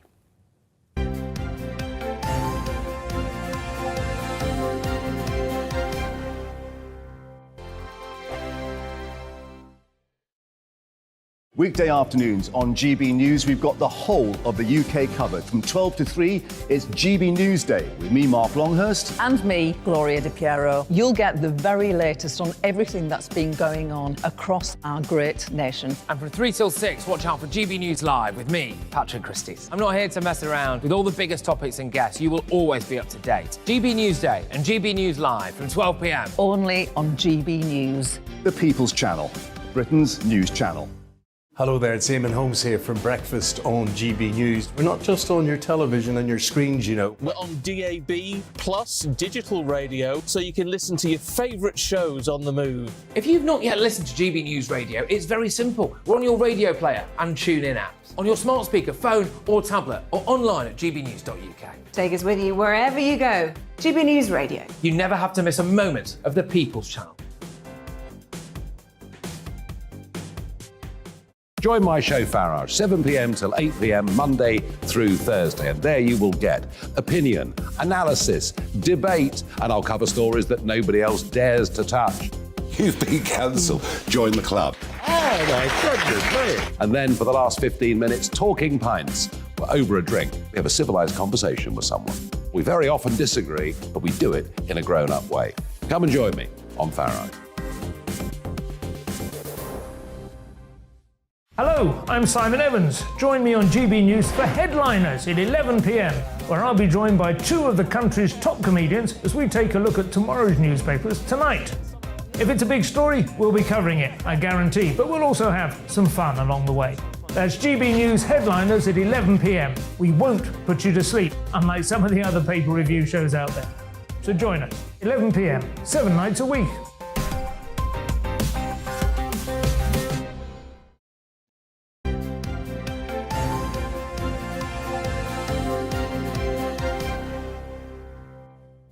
Welcome back. It's 8:25. Still to come on the programme this morning. Will Prince Harry's bombshell book ever see the light of day? Royal author Katie Nicholl has her views just before 9. Plus, it's celebrating its 30-year anniversary. You are old, darling. Yeah, well, not as old as you. No, not old. We take a look back at the classic scary movie Bram Stoker's Dracula, which was released in 1992. That's the year I went to university. Oh, I really am old. 10. You're right. Let us know your views this morning. We've done a close-up in the advert break on Stephen's jacket, and we can confirm it is sparkling, so thank you for pointing that out. Any other contributions to the programme, welcome. GB News at gbnews.uk, or you can tweet us at GB News. Now, it's very often seen as an illness that only affects, well, particularly young women, but also young men as well. But according to Age UK, hospital admissions for eating disorders have doubled amongst women over the age of 60 since 2015. So what is the reason for this and how can people get help? Joining us now to discuss is senior counselling psychologist Dr. Amara Nassim. Good morning to you. A really worrying trend that has developed here and in recent years. What do you attribute it to? I think you're quite rightly mentioning that puberty can be seen as a gateway or window of vulnerability for young females, and similarly, menopause can act as a window of vulnerability for older women and females. So we now quite rightly know about the mental health difficulties that go along with menopause, but we need to couple that and think about the physiological changes, the metabolic changes, also along with all the hormonal changes that happen. And that can really be one of the leading factors for women then starting to engage with disordered habits and behaviours that can lead to the development of an eating disorder. I'm slightly confused by that, in a sense, and it's not that you said anything in the wrong way. It's probably because it just sounded quite technical to me. I mean, is there? How do you break that down into real life for people? Okay, so if we think about all the stresses that are happening around us in a post-pandemic world, coupled with going through something like the menopause and all the range of changes that are going on internally for a woman in her body. Now, fluctuating hormones, dealing with the effects that has on our mood and our emotions, and along with weight gain or weight fluctuations, difficulty in losing weight, and it may be that women definitely notice a difference in their shape and fat distribution in their body. Now, that can feel very out of control and disconcerting, like really distressing for a lot of women. And what people tend to do is then develop ways of dealing with that might lead into disordered habits. And by that, I mean, someone might start off with good intentions for getting healthy, and that might be exercising a certain way, eating a certain way, and then losing a bit of weight. And then that might quickly escalate into disordered behaviour, such as cutting out complete food groups, avoiding carbs entirely, over-exercising, and then it quickly escalates into the disordered sort of spectrum. And I suppose, you know, the menopause is nothing new. It's been around for a long time, but I suppose we talk a lot at the moment. We had World Mental Health Day yesterday about this epidemic in mental health problems. This falls into that, doesn't it? And I suppose you combine that with the menopause, and it's no surprise then that we're seeing this growth in this particular demographic. Absolutely. It's probably always been there, but now a lot more women are coming forward and breaking through the stigma and getting help. There's lots more conversation around menopause and older women's health. And also when we think about the drive for mental health and how we're all talking about this and there's language for this now, it's wonderful now that a lot of women will be stepping up and getting the help. And maybe now they're also being asked questions by GPs a lot more and being able to be picked up in the healthcare system.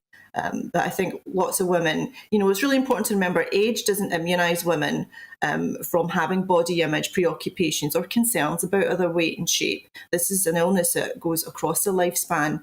And I certainly work with a lot of women who run into difficulty with their food and their weight and their shape, pre-menopause and definitely perimenopause and post-menopause. I mean, we need to look at this again, don't we, in the sense that people do get old, and as you get older, your body shape changes, and it's how you go on with the rest of your life. Now, it's not that long ago that if you were 60, you were old. You were seen as a little old woman at 60. But of course, times have changed now, and hopefully you might have another 25, 30 years ahead of you. Is that part of the issue, that people are going through physical changes but saying, actually, I've got decades to go? Yes, absolutely. And I think there's also the pressure around how we look that's exacerbated by social media. And I think we need to normalise ageing and the changes that happen in the body, in the brain, in the mind. Like all of us age. It's really a privilege to be able to grow old in this day and age and world, in the world we live in. And normalising that our bodies do change in life. Especially women's bodies, with all the incredible things that they can do in childbearing and getting through menopause and moving beyond. It is normal for our bodies to change, and we need to talk about that as well, rather than the expectation to look a certain way forever, or the chasing of youth is the only thing that's conceived as beautiful. Well, I love that note to end on. It really is a privilege to grow old. Dr. Amara Nassim, thank you. Always lovely to have you on the programme. Thank you. Yeah, it's very difficult, isn't it? If you get caught in that, it's a spiral. She said it starts off with good intentions, but you get caught in the spiral of it all. If you struggled with that and you're willing to talk about it, gbviews@gbnews.uk. We've got you Tuesday. It's Tuesday, isn't it? Yeah. We've got totally lost track. We've got your Tuesday morning papers coming up in a couple of minutes. Claire Fox and Cunlay Barker.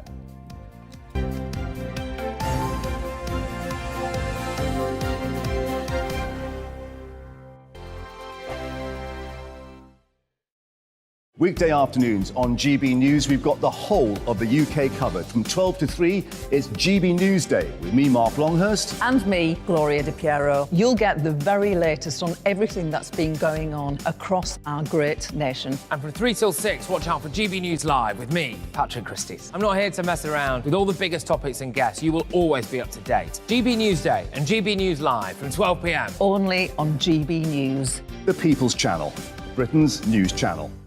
Hello there, it's Eamonn Holmes here from Breakfast on GB News. We're not just on your television and your screens, you know. We're on DAB plus digital radio, so you can listen to your favourite shows on the move. If you've not yet listened to GB News Radio, it's very simple. We're on your radio player and tune-in apps, on your smart speaker, phone or tablet, or online at gbnews.uk. Take us with you wherever you go. GB News Radio. You never have to miss a moment of the People's Channel. Join my show Farage, 7 p.m. till 8 p.m. Monday through Thursday. And there you will get opinion, analysis, debate, and I'll cover stories that nobody else dares to touch. You've been cancelled. Join the club.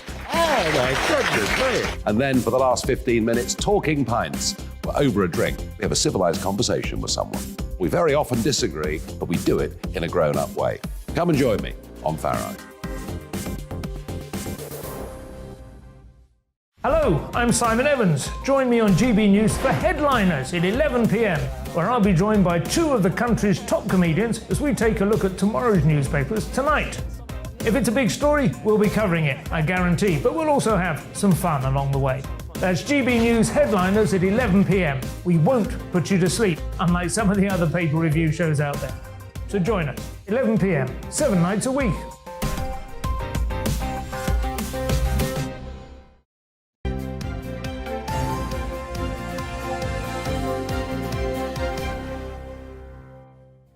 Welcome back. It is 8:34. Let's bring you up to date with some of the headlines this morning. The Prime Minister will urge G7 leaders to remain steadfast in support of Ukraine during crisis talks later. It's after Russian strikes on Kyiv and other Ukrainian cities left at least 12 dead and more than 80 injured. Ms Truss is also expected to call for a full meeting of NATO leaders in the coming days. Supreme Court judges will begin hearing arguments later that could see the Scottish Parliament legislate for a second independence referendum. 2 days have been set aside for the hearing.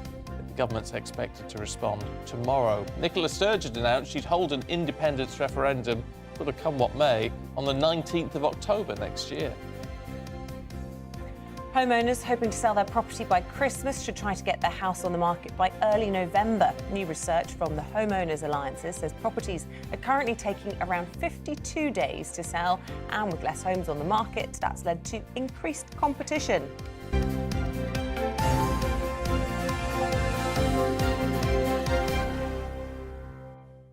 I've been moaning about art this morning, and I could... Andy quotes Oscar Wilde, agreeing with me.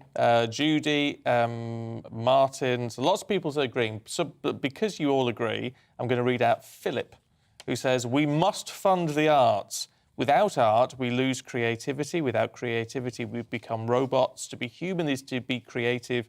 We should be encouraging the arts and artists by supporting them, yes, with money." So there you go. Yes. All views welcome. Right, time to go through the papers. Joining us this morning, we have property expert Cunlay Barker and director of the Academy of Ideas, Baroness Claire Fox. Welcome back for the final run through your Tuesday papers this morning. We're going to start with the Daily Mail, talking about Mel C's Art College, Claire, and they're asking people there to declare their pronouns. So this is Bird College in South London, and I mean, incredible, really.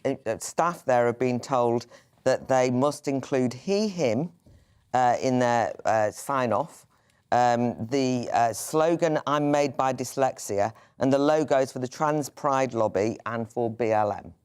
Now, the reason I've raised this is because staff are rightly saying that they feel compelled to say something that they don't necessarily agree with, right? And under threat, and that there's a real climate of fear. Now, we know that these are highly contentious issues, but at the weekend, we have the Battle of Ideas Festival, which GB News are actually one of the supporters, and I'm chairing a debate on compelled speech, whether silence is violence, because there is this problem, which is that there is an atmosphere that you have to say and do certain things to prove yourself. It doesn't matter whether you believe in the trans ideology. Say, for example, you want to assert, as I would, that sex is biological and talk about women's rights, you wouldn't be allowed to do that. But the main thing is, should we speak in bad faith? You know, should we be forced to put in our signatures things we don't agree with? And if you go through something like LinkedIn, the number of people who've got their pronouns in there, and people I know, when I've said, why have you done that? And they said, we have to, because that's what the bosses told us. This, to me, is a real problem. And it means that we're never able to speak freely. It's a problem for free speech. Yeah, I think if you tackle it, whatever your view on that particular issue, you still make a valid point, I think, because you've got to be able to dissent. You've got to be able to talk about it. I mean, I want to be able to talk about it, but we know that it's become a mandate. And I think that, you know, in a free society, you can't mandate people to think a particular way. This goes against conscience. I mean, these are the sort of things that I'm going to be discussing at the weekend, but I think that if you read the papers today, you'll find that there's lots of stories about what's happening in universities and in workplaces where actually there's a real genuine threat to free speech. And I know we're all obsessed with the economy at the moment, but I don't think that these issues are going away, and I think we should be open about discussing them. I don't think I'd want to have I'm made by dyslexia or whatever it is on the bottom of my email, because I'm not dyslexic. But it's virtue signalling. Well, yeah. But I mean, also, Black Lives Matters as an organisation is very different to being an anti-racist. All I'm saying is, why would you want to just be forced to do it by employers? It's counterproductive apart from anything else. Cunley, let's talk about the RSPB, shall we? Yeah. Because this comes off the back of the National Trust over the weekend, saying that Liz Truss was demonising conservation and threatening to mobilise their 5.7 million members. And now the RSPB doing the same, warning of potential direct action. Yeah, I mean, it's interesting because this is linked, in my opinion, to lots of the stories we've been talking about earlier about house building and where we build houses. And, the problem is, I agree with the RSPB. The problem is that the government have used a very kind of blunt tool in order to try and state that they're in favour of building more houses. We don't need to build houses. We don't need to endanger species and green lands and greenbelt land in order to build more houses. We just need to build more houses in the right places, in the right way. Build smarter. And build smarter. And there isn't... The problem is that there is very much this feeling that you are either for building houses or you are for the environment. And actually, it's the opposite of that, because it's not either or. You can build houses and we can still protect the environment. There are 41% of species in decline, 15% of species in threat of extinction. We know that the environment, the world, the planet that we live on is in danger. But there needs to be a strategy, doesn't there, so that planners and builders and local government, everyone is aware of that, so that people don't feel like things are being threatened. Yeah, exactly. And there was, there were laws, 570 of them, which have now been, they're getting rid of and allowing people and fast-tracking certain developments in areas because they're worried that the fact that the developers have to make sure that they don't poison the water, they're worried that that's stopping house building. But that's fine, just figure out a way to build houses and not poison the water. We talk about cancel culture. I mean, Liz Truss declaring pretty much anybody that's pro-conservation or the environment as being in the anti-growth coalition. Really problematic for people who are conservatives, huge number of them, but members of the National Trust and the RSPB and the like. Yeah, well, I disagree with Cunley on this one. But I think he's right to say that things don't have to be quite as binary as is presented. But it is also the case that in the House of Lords, when we went through the Environment Bill, I kept saying, will a lot of these environmental restrictions and regulations, often concentrating on species protection, get in the way of planning and housing and so on? And the general response was the most important thing is the environment and the protection of species.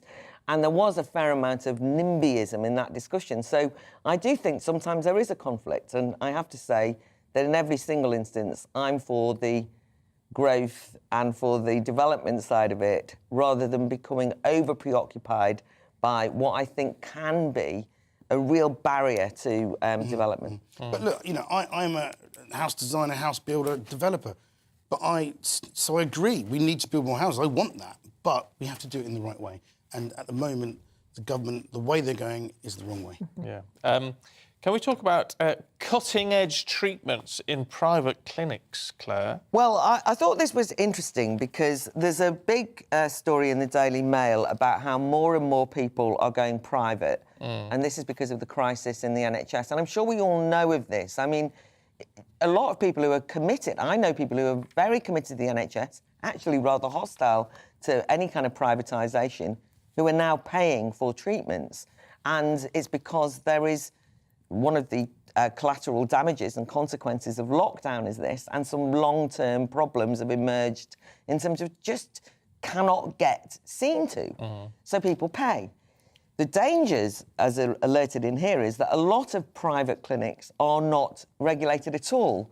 And so there's examples given here of quite a range of what can only be described as quack theories that nobody has kind of signed off in any kind of sensible way, suddenly being offered privately. And so, well, they use an example of an NHS treatment called Kenalog, which the NHS stopped using, saying that it did not, there was some side effect risks that outweighed the benefits, but actually that's something you can acquire in the private sector and nobody kind of asks any questions. So I think that it's just an interesting sign of the times that the NHS is no longer sacrosanct because we now have seen its flaws. People are beginning to question how the NHS is organised, but sadly people are then forced to pay, and what they're getting isn't necessarily the best health treatment. Sometimes it is, mind you, but it's a shame they have to pay, but also a warning sign there. Yeah. Mortgage hikes in the Star, Cunley. Interestingly, Brian's been in touch. Morning, Brian. Says, good morning, GB News. We can remember mortgage interest rates of 17%, let alone 6.5%. Yeah, again, we touched on this earlier. You know, mortgage rates, everybody's, you know, worried about them, and they should be, because it is a problem, and the rates are set to go up even more. Is that because they've been artificially low, or just very low for a long time, that in effect people have become overextended when they head back to normal levels? Exactly, but the reason that they were so low was because house prices were going so high, so people were worried. The government was worried that if you raise interest rates too quickly and too sharply, that would cause a crash in house prices. And most of us have a huge, you know, our savings. We're a nation of house owners, and a lot of our wealth is wrapped up in that. So that's what they didn't want. But you know, a rate of 6.5% isn't, you know, that's, as we said earlier, that's the rate I first bought a house on. Yes, but what was the percentage of your household spend on your mortgage then, and the cost of living just incomparable then, really, with what today? And if you were to sort of rate it up, it would be a much higher rate. Exactly. The quantum is very different because of the value of our houses. But again, that goes back to we don't have enough houses. We don't have the right type of houses, and that's what we should be doing to solve this problem. I mean, one of the other things that's been brought in is that the government has announced quietly that it's getting rid of the no-fault evictions for renters. And they've said it's no longer a priority. Now, this was a manifesto pledge, because not only have we got a crisis in terms of buying houses and there not being enough houses in general, but one of the consequences of that is that renting is so exorbitant. And over recent years, renters have paid more than often people if they've managed to get a mortgage, they've actually paid very little. Absolutely. Whereas the renting market has gone completely out of proportion. People get into debt. The no-fault renters stuff has gone. So there's all sorts of housing issues that need to be discussed, and I'm fearful that there's going to be a real crisis with the economic situation as it is. Someone emailed in, I can't just find it, but talk about mortgage interest tax relief, get it right, which I got a bit of back in the day, but do they need to look at that again? I think they're going to. I mean, obviously, again, that has to be paid for, as it were. I mean, it's not that straightforward. But there's all sorts of things like one thing that I know I've seen it on GB News discussed, but something we should think is a lot of people in their first house buy leasehold property in London. And then you buy a leasehold property and you realise you don't own your house at all. You're like glorified renters with hardly any rights. There's all sorts of problems with leasehold. The government have promised that they will tackle that and relook at leasehold. Guess what? That's on the back burner. So there's all sorts of challenges at the moment that are going to make living somewhere, the most basic thing you'd expect in a modern society, difficult. And if they don't tackle that, then their growth plans are going to go nowhere. Should we talk about the World Cup, Cunley? Daily Star talking about this. Don't whip off your kit in 50-degree Qatar heat, although you might be tempted to. Well, it does worry me because Qatar is, obviously a very strict Muslim country, and I'm worried that there are a lot of football fans who are going to go out there and come unstuck. There's regulations in terms of getting there and licences that they need to get to just attend football matches and to rent accommodation. But on top of that, are the FA telling English fans about the rules there and how very different they are to rules here, whereas something that we could do in a football stadium or on the street in England, which is acceptable, sometimes maybe even frowned upon, but certainly wouldn't land you in prison at risk of long sentences, even perhaps the death sentence. And things like any expression of affection, no matter what sex it's between, is illegal in Qatar. So I just hope that fans are being briefed properly. I think if they are, they might not go. I mean, the truth is that the illiberalism that exists in that country has been rather glossed over, let's put it that way. And actually, I think you're right to warn people that this could go horribly wrong. Yeah, well, I say, I wouldn't want to catch me. I wouldn't go over there, just so you wouldn't And if know. you're a woman, you definitely would think twice, I tell you. Well, honestly, you wouldn't... And that's terrible as well, thinking of, the success we've had in British women's football. The fact that, it doesn't really feel like women are going to be welcome there. It's terrible. Well, look, we're out of time. It's been a pleasure. Claire, Thank you. Thank you. very much. It's been good to be with you. Flies past with you guys. Thank you very much. Look, the time is coming up to 10 to 9. Let's bring you up to date on the latest headlines this morning. A former nurse has pleaded not guilty to the murders of multiple babies. Lucy Letby is accused of killing 7 children and attempting to kill 10 others between 2015 and 16. She was working at the Countess of Chester Hospital at the time of the deaths. The trial at Manchester Crown Court is expected to take 6 months. The Prime Minister and the Chancellor are facing calls from Labour to reverse their mini-budget. It's as MPs make their return to Parliament following conference season. This afternoon, Kwasi Kwarteng will appear in the Commons and face questions from MPs about his fiscal plans. Candlelit vigils have been held in Ireland to remember the victims of a suspected gas explosion which killed 10 people on Friday. Police are still investigating the cause of the blast, which ripped through a complex in County Donegal. It's being treated as a tragic accident. The first funerals will take place later on today.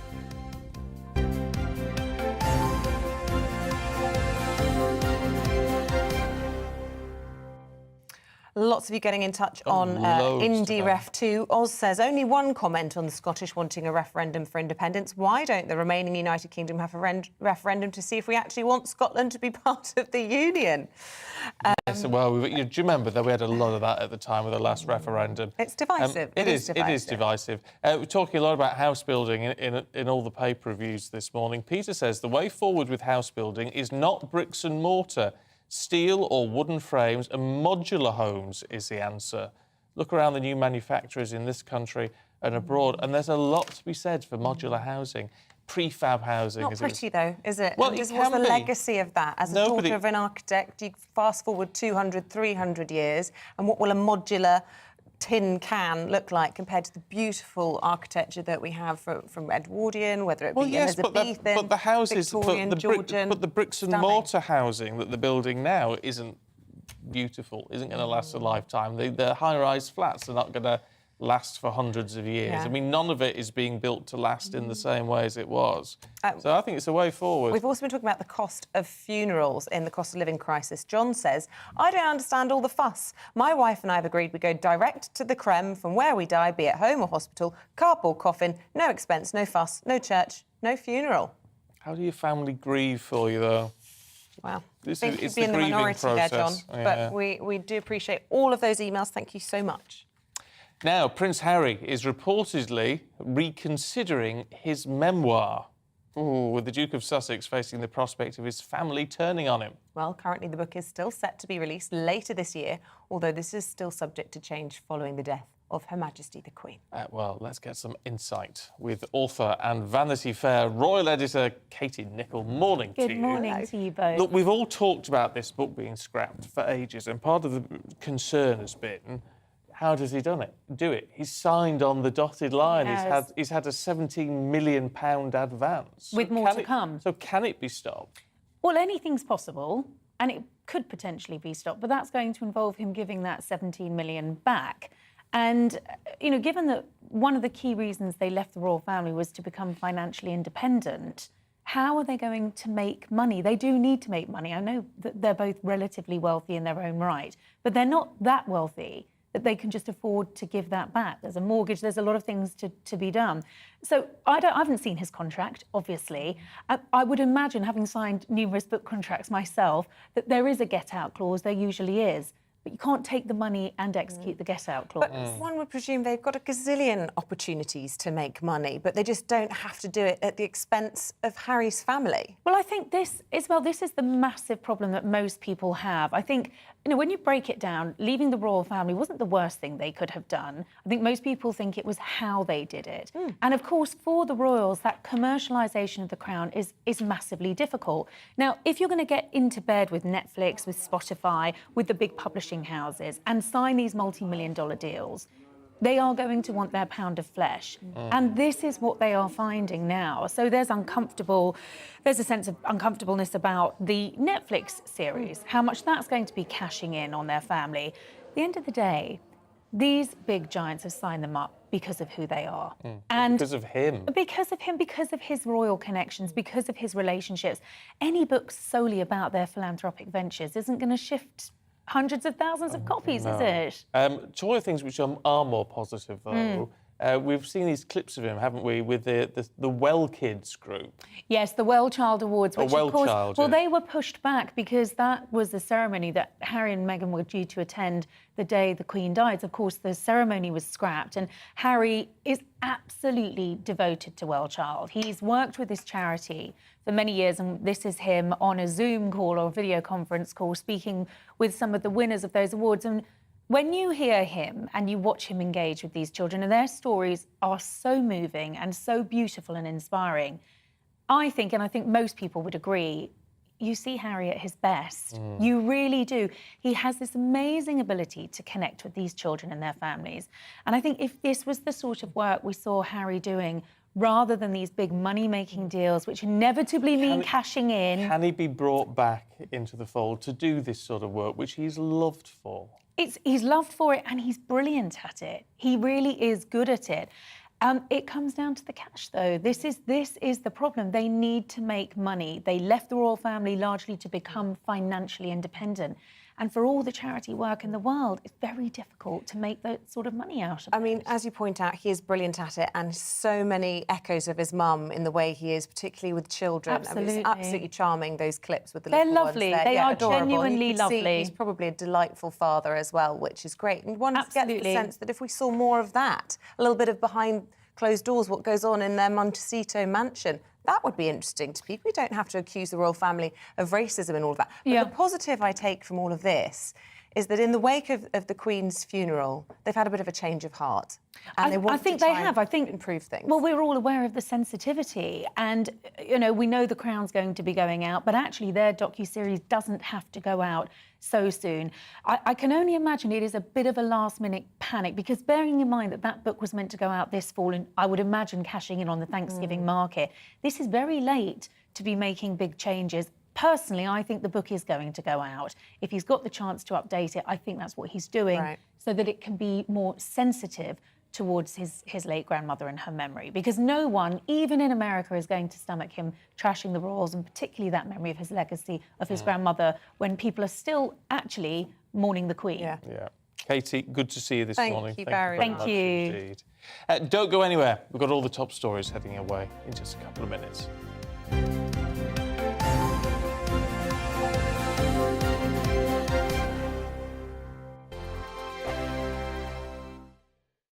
Weekday afternoons on GB News, we've got the whole of the UK covered. From 12 to 3, it's GB Newsday with me, Mark Longhurst. And me, Gloria Di Piero. You'll get the very latest on everything that's been going on across our great nation. And from 3 till 6, watch out for GB News Live with me, Patrick Christie. I'm not here to mess around. With all the biggest topics and guests, you will always be up to date. GB Newsday and GB News Live from 12 p.m. Only on GB News. The People's Channel, Britain's news channel.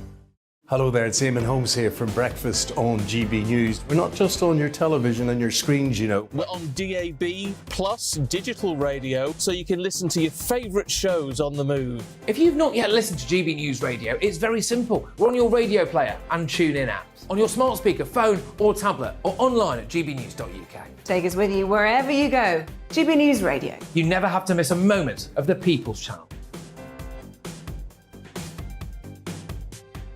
Join my show Farage, 7 p.m. till 8 p.m. Monday through Thursday. And there you will get opinion, analysis, debate, and I'll cover stories that nobody else dares to touch. You've been cancelled. Join the club. Oh, my goodness me. And then for the last 15 minutes, talking pints. We're over a drink. We have a civilised conversation with someone. We very often disagree, but we do it in a grown-up way. Come and join me on Farage. Hello, I'm Simon Evans. Join me on GB News for Headliners at 11 p.m, where I'll be joined by two of the country's top comedians as we take a look at tomorrow's newspapers tonight. If it's a big story, we'll be covering it, I guarantee, but we'll also have some fun along the way. That's GB News Headliners at 11 p.m. We won't put you to sleep, unlike some of the other paper review shows out there. So join us, 11 p.m, 7 nights a week.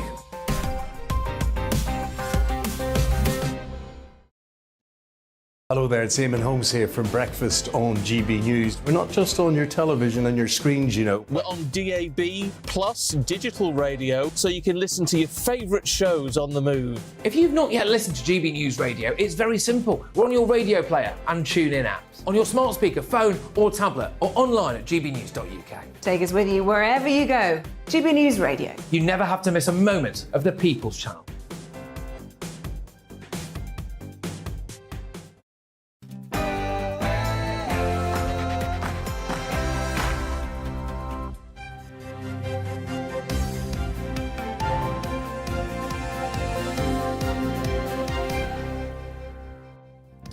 MPs will return to Parliament today as the Chancellor tries to get the public's finances under control.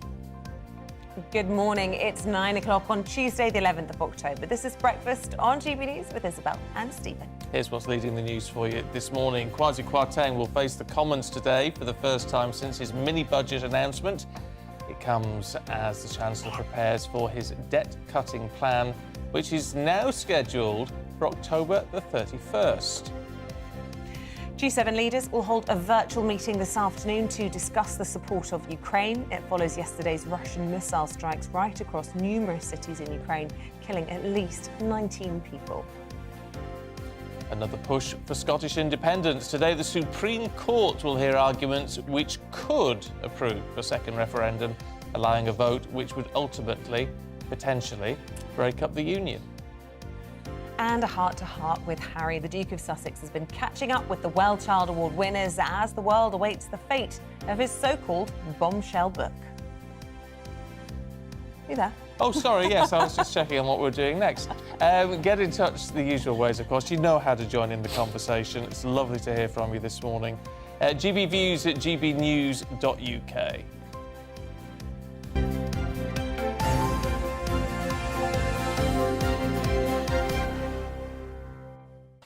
Just got to say. Go on. Because this is what I was just... Fleur distracted me.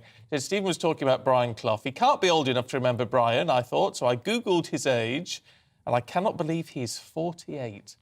Must nickname you Peter Pan. You look so much younger. Don't stop there. What's the next sentence? Both looking lovely this morning. Yeah, but no, that's fine.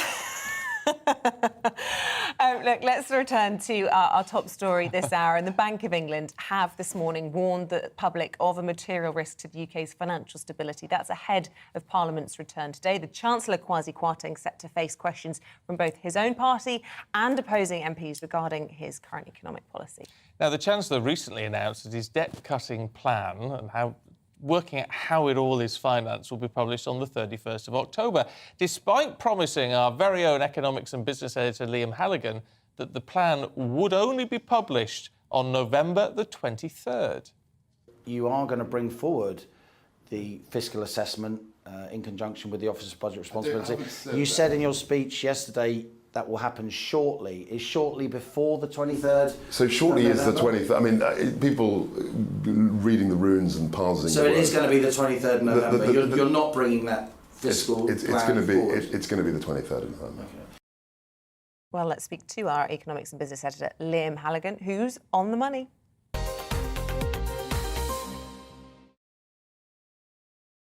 Absolutely adamant that wasn't shifting, and here we are with it being a Halloween explanation.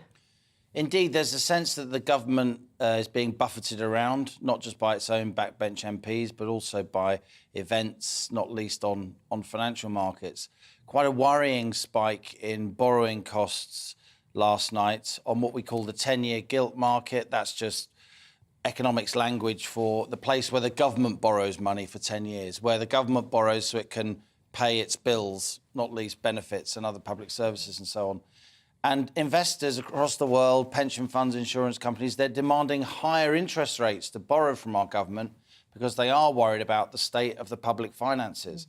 And that's why this morning the Bank of England has said publicly that it's going to intervene some more, itself buying some of those bonds that other investors are trying to buy in order to make them look more attractive, in order to try and rein in borrowing costs for government, borrowing costs, Isabel, which of course ripple across the rest of the economy for all of us. How concerned should we be? I mean, particularly when it comes to our pensions with all of this, because that's what sets the heart beating a bit faster, doesn't it? You think, are our pensions really under threat now? Well, to be clear, anyone who's already receiving their pension, state pension or workplace pension, that's completely safe.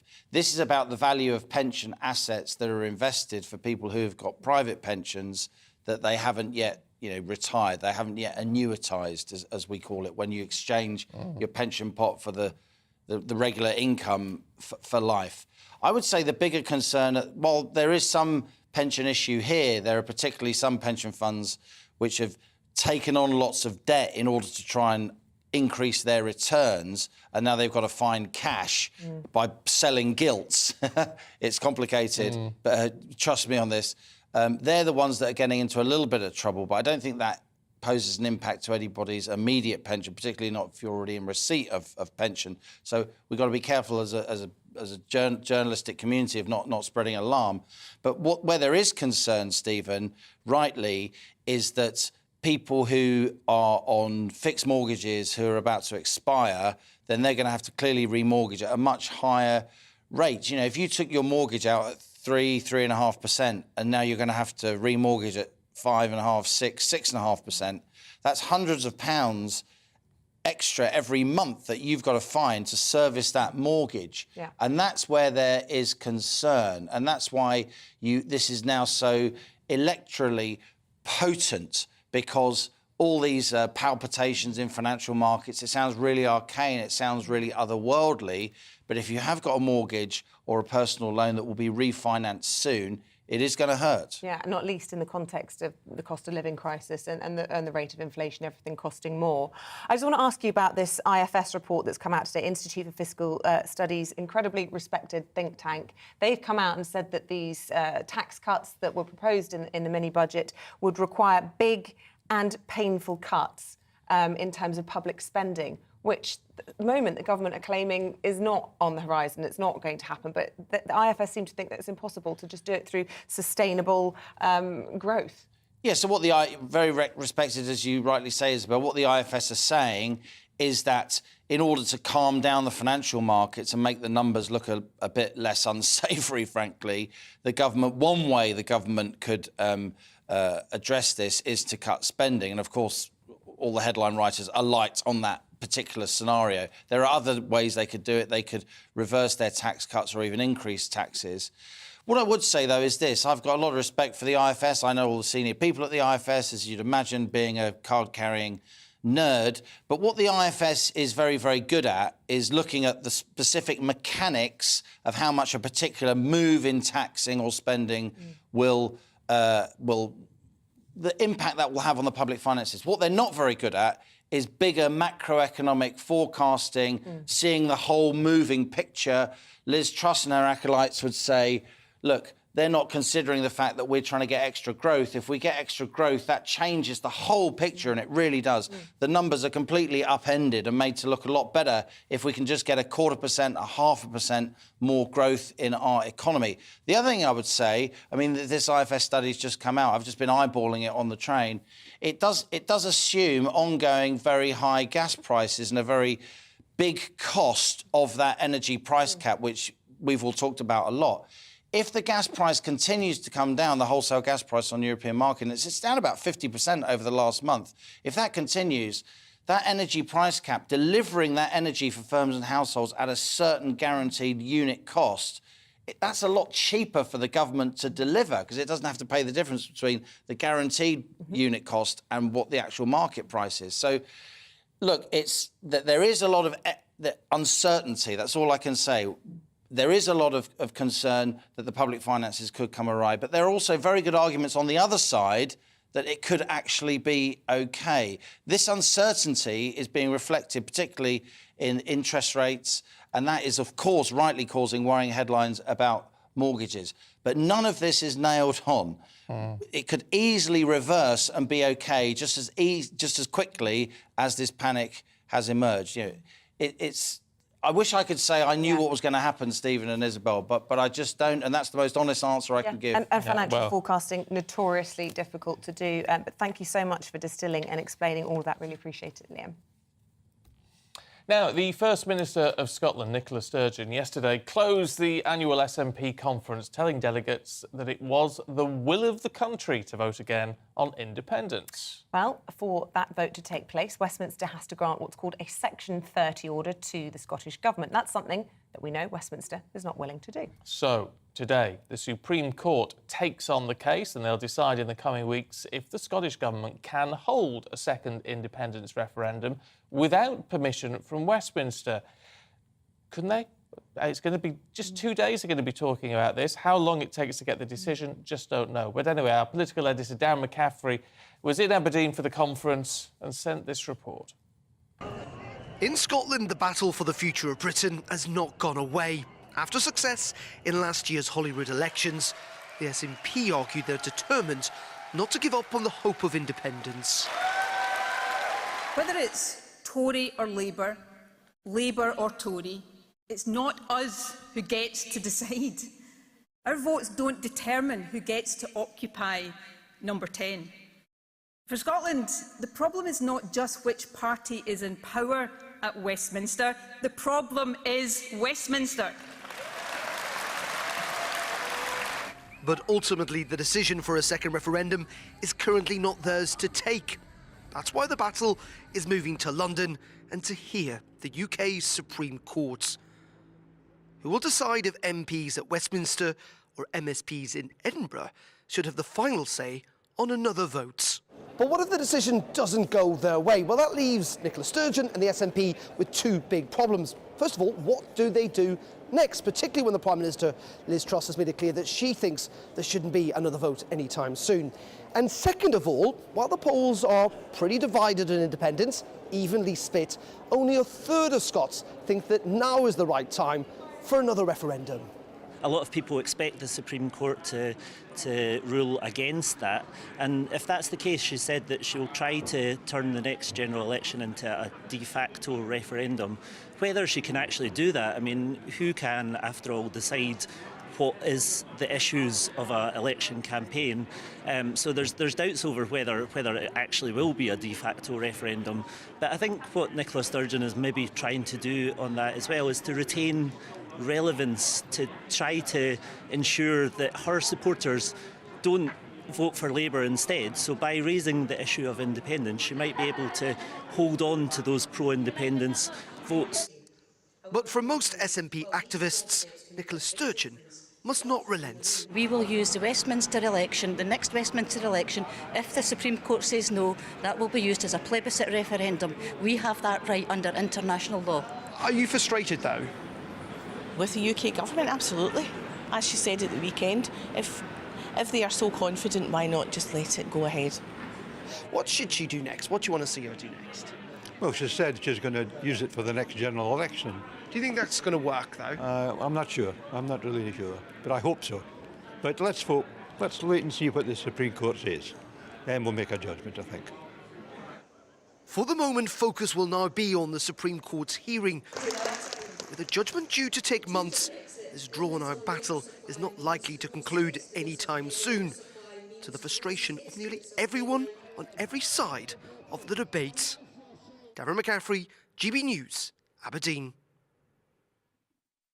Well, let's go now to the Supreme Court, where the case will be heard. Our national reporter Paul Hawkins is there for us this morning. And what is likely to unfold today and indeed tomorrow?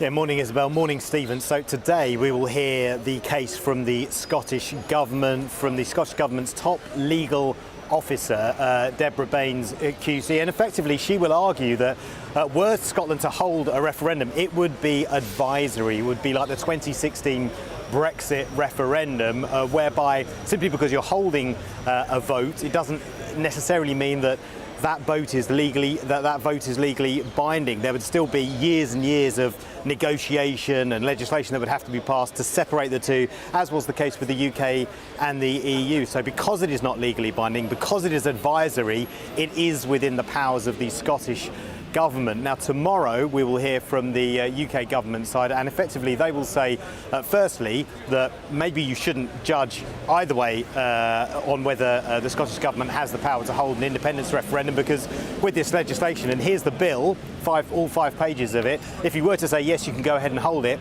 MSPs as it passes through Holyrood may change the question. But the central point that the Westminster Government are making, that Number 10 are making, is that Westminster has the power, basically. Westminster has the power when it comes to deciding whether Scotland can hold an independence referendum or not, and that matters for the Union reside with Westminster and not with Scotland. Now, the weight of legal opinion suggests that there is a possibility the Scottish Government can be granted that legal power to hold a referendum, but the probability suggests that the UK Government will win this case, and that Nicola Sturgeon will have to look towards a general election and turn it into a one-issue election if she's to ever see that dream of Scottish independence.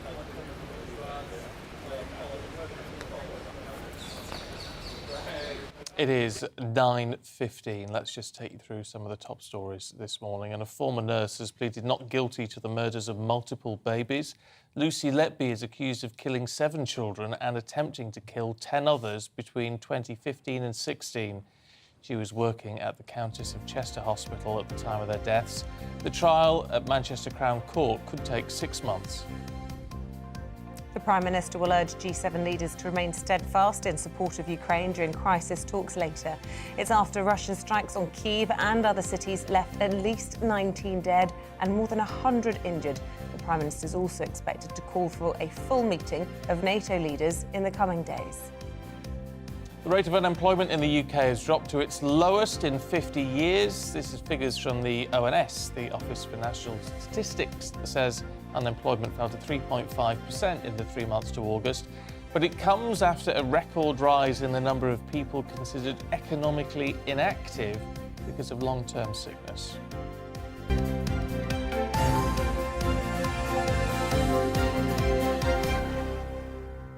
It's a lot of concern over my clothes this morning.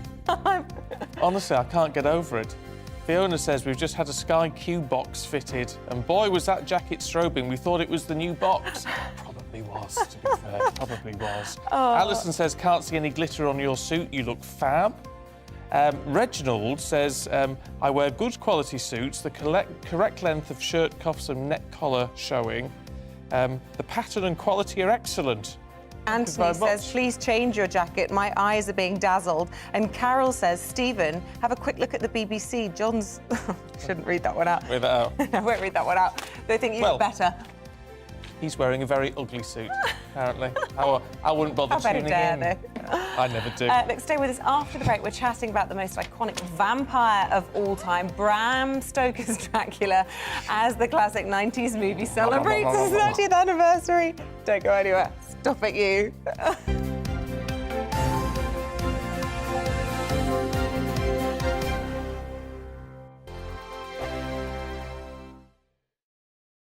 Weekday afternoons on GB News, we've got the whole of the UK covered. From 12 to 3, it's GB News Day with me, Mark Longhurst. And me, Gloria Di Piero. You'll get the very latest on everything that's been going on across our great nation. And from 3 till 6, watch out for GB News Live with me, Patrick Christys. I'm not here to mess around. With all the biggest topics and guests, you will always be up to date. GB News Day and GB News Live from 12 p.m. Only on GB News. The People's Channel, Britain's news channel.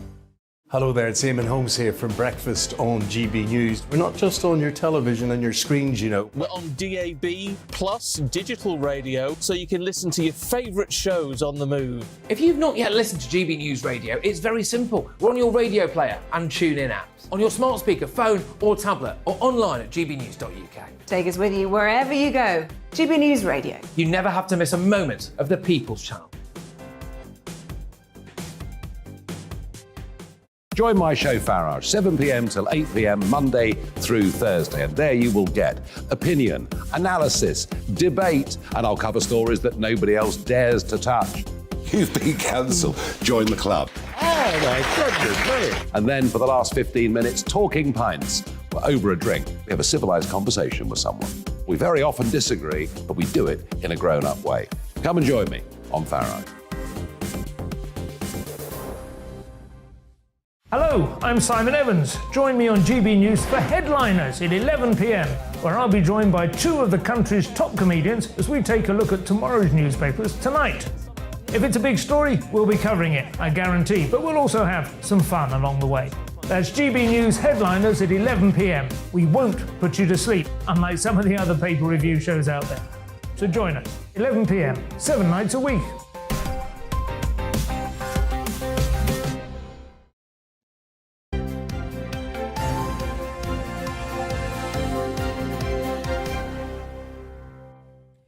$9.19 now. The iconic movie Bram Stoker's Dracula. You're rolling your R's there. Oh, Dracula. Oh, yummy, yum. Anyway, it's directed by Francis Ford Coppola. It is 30 years old this month. That's enough to make you feel ancient. And like Dracula himself, it's been resurrected. Returning to the cinemas ahead of Halloween. Well, the horror flick, of course, starred Gary Oldman as the bloodthirsty Count, leaving us all on the edge of our seats with his terrifying performance. Let's remind you of his portrayal. Sinister, darker side to him I find irresistible. I have never met any man with such a passion for life. He is unlike any man. What are you? Oh, you just made me jump out of my skin. Love it. Do you know what? I love a Dracula movie. No, it's too late now. You can't work. Anyway, it's as chilly now as it was then. Now, here to tell us a little bit more is the author of Bram Stoker's Dracula and the Victorian Gothic stage, Dr. Catherine Wynne. Good morning. Good morning. To you. Lovely to see you. It's just as frightening now as it was then, isn't it? Fabulous. Absolutely. Good morning. Yeah, good morning, Stephen. Good morning, Isabel. It's absolutely terrifying. What is it about these sort of movies, and especially ones like that are just iconic, just fabulous in everything that they do? Why have we got such fascination with that sort of Victorian Gothic? Well, I think we have to bring it back right to Bram Stoker and the creation of this magnificent melodramatic villain in 1897. Stoker, of course, was well schooled in theatre and drama because he worked at London's Lyceum Theatre for about 30 years. So he saw lots of Victorian melodrama. He saw lots of the battle of good versus evil, which, of course, you see with Dracula. So I think it's a mythic story. It's an iconic story. And I think that appeal has lasted to this day, because really they're doing in the Coppola film, they are doing two things. It's a story that is trying to defeat evil, but it's also trying to bring peace to this character as well. And I think that's in essence what was happening with Dracula. He is a figure who's gone over to the dark side. He is diabolic, demonic, and yet much of the story is about trying to put him to rest. So there is this notion really at the end of the text of salvation, where the soul is put to rest. Do you think if there was an adaptation of Bram Stoker's Dracula today, it would be as good as this? Because a lot of people say that, you know, this particular representation of the book was really, really good. I think this is the high point, really, in terms of cinema. What Coppola did was he took this very big story and he modernised it to some degree for a 30-year-old audience and an audience in the 1990s. He gave the character of Mina, who is the heroine, of course, of the original text, a central role. It's not just a horror movie, it's also a love story. Now, in the original Dracula by Bram Stoker, it's about invasion. It's about a figure who wants to come in and take the blood of England and control England. It's a very modern story for the times we're living in today. But what Coppola did was he went back to some of the original source material, the historic material about Vlad the Impaler, who was a medieval kind of Romanian who protected his lands from the Turks. But Coppola takes the romance of the story as well, and he makes it into a modern day kind of romance where this Mina figure really rescues Dracula at the end. Dracula, of course, has in the Coppola version, Dracula has lost his beloved Elisabetta. She dies because she feels that he has died in war, and falsely believes that he has died in war. So she dies. She kills herself. And he sells his soul effectively to the devil until Mina, the Victorian Mina, comes back. She's the double. She's Elisabetta's double, and she comes back and rescues him. And she brings his soul back to peace. And I think that's why this film is so iconic, because it marries the horror genre with the romance tradition, with the love story as well. So it's universally appealing, and it's beautifully filmed, absolutely beautifully filmed. It'd be worth seeing on the big screen again, I can tell you. But what is it about Dracula? Because we almost think there must be some truth in it somewhere. There's something so believable about something which is unbelievable. Yes, well, legends of vampires go back a long way in Transylvanian folklore and in folklore around the world. But the vampire, of course, would have been something that would come out of its grave, and it'd be more like the contemporary zombie, this kind of horrible sort of decaying creature. But what Stoker did with Dracula is he created this human figure. And I think it goes back to our kind of obsession with our obsession with ideas of death and immortality. And I think it's the notion that we would like to be able to live forever, and many of these, Dracula in particular, and Dracula in the Coppola film, rejuvenates with blood. He becomes younger again. And if you're turned into a vampire when you're young, of course you maintain that youth. You don't grow old. So I think it's our fascination with the possibility of coming maybe back from the dead, or not dying, or living forever. But also there's something about the vampire which taps into this idea of desire. He's a very desirable figure, often a very desirable figure, the vampire. I thought maybe it was going to be a bit odd for me to say, is it because it's quite sexy? Maybe some people think it's really sexy. Exactly. Anyway. Yeah. Yes, exactly. It's the desire that we get with the vampire. It's very sexy. Stoker made the vampire quite sexy. The vampire women in Dracula's castle are very sexy. In the Coppola film, they are very sexy as well. And Dracula, Stoker's Dracula, instills desire into his characters. There's kind of this repulsion and desire at the same time. And Coppola, of course, the film does that beautifully. It's about desire, repressed desire. Oh, Catherine. Good to talk to you. Sexy and scary. Yeah, All at the repressed same desire. time. Oh, I don't believe in that. Thank you so much. Oh, stop! I can't take it. I'm terribly easily spooked. Really lovely to talk to you. Thank you so much, Dr. Catherine Wynne, author of Bram Stoker, Dracula and the Victorian Gothic Stage. That's it from us. We'll be back tomorrow bright and early from 6 o'clock. Yeah, up next, Tom Harwood has your briefing. Hello, good morning. I'm Aidan McGivern from the Met Office. Chilly start out there for some of us, but sunny spells in the south will carry on into the afternoon, whilst further north, cloudier skies and some outbreaks of rain. Those outbreaks of rain, mainly showery at first, but turning more persistent as a number of weather fronts move in from the Atlantic. But ahead of those weather fronts, well, for much of England and Wales, it's a sunny start to the day. In some sheltered spots, certainly a chill in the air, but it soon warms up as the sun gets to work. And in the east of Scotland, southern Scotland, for much of England and Wales, we'll see sunny spells continuing into the afternoon. A few showers turn up for northern England and southern Scotland, but the showers that we start the day with in western Scotland turn to more persistent rain by the afternoon, perhaps brushing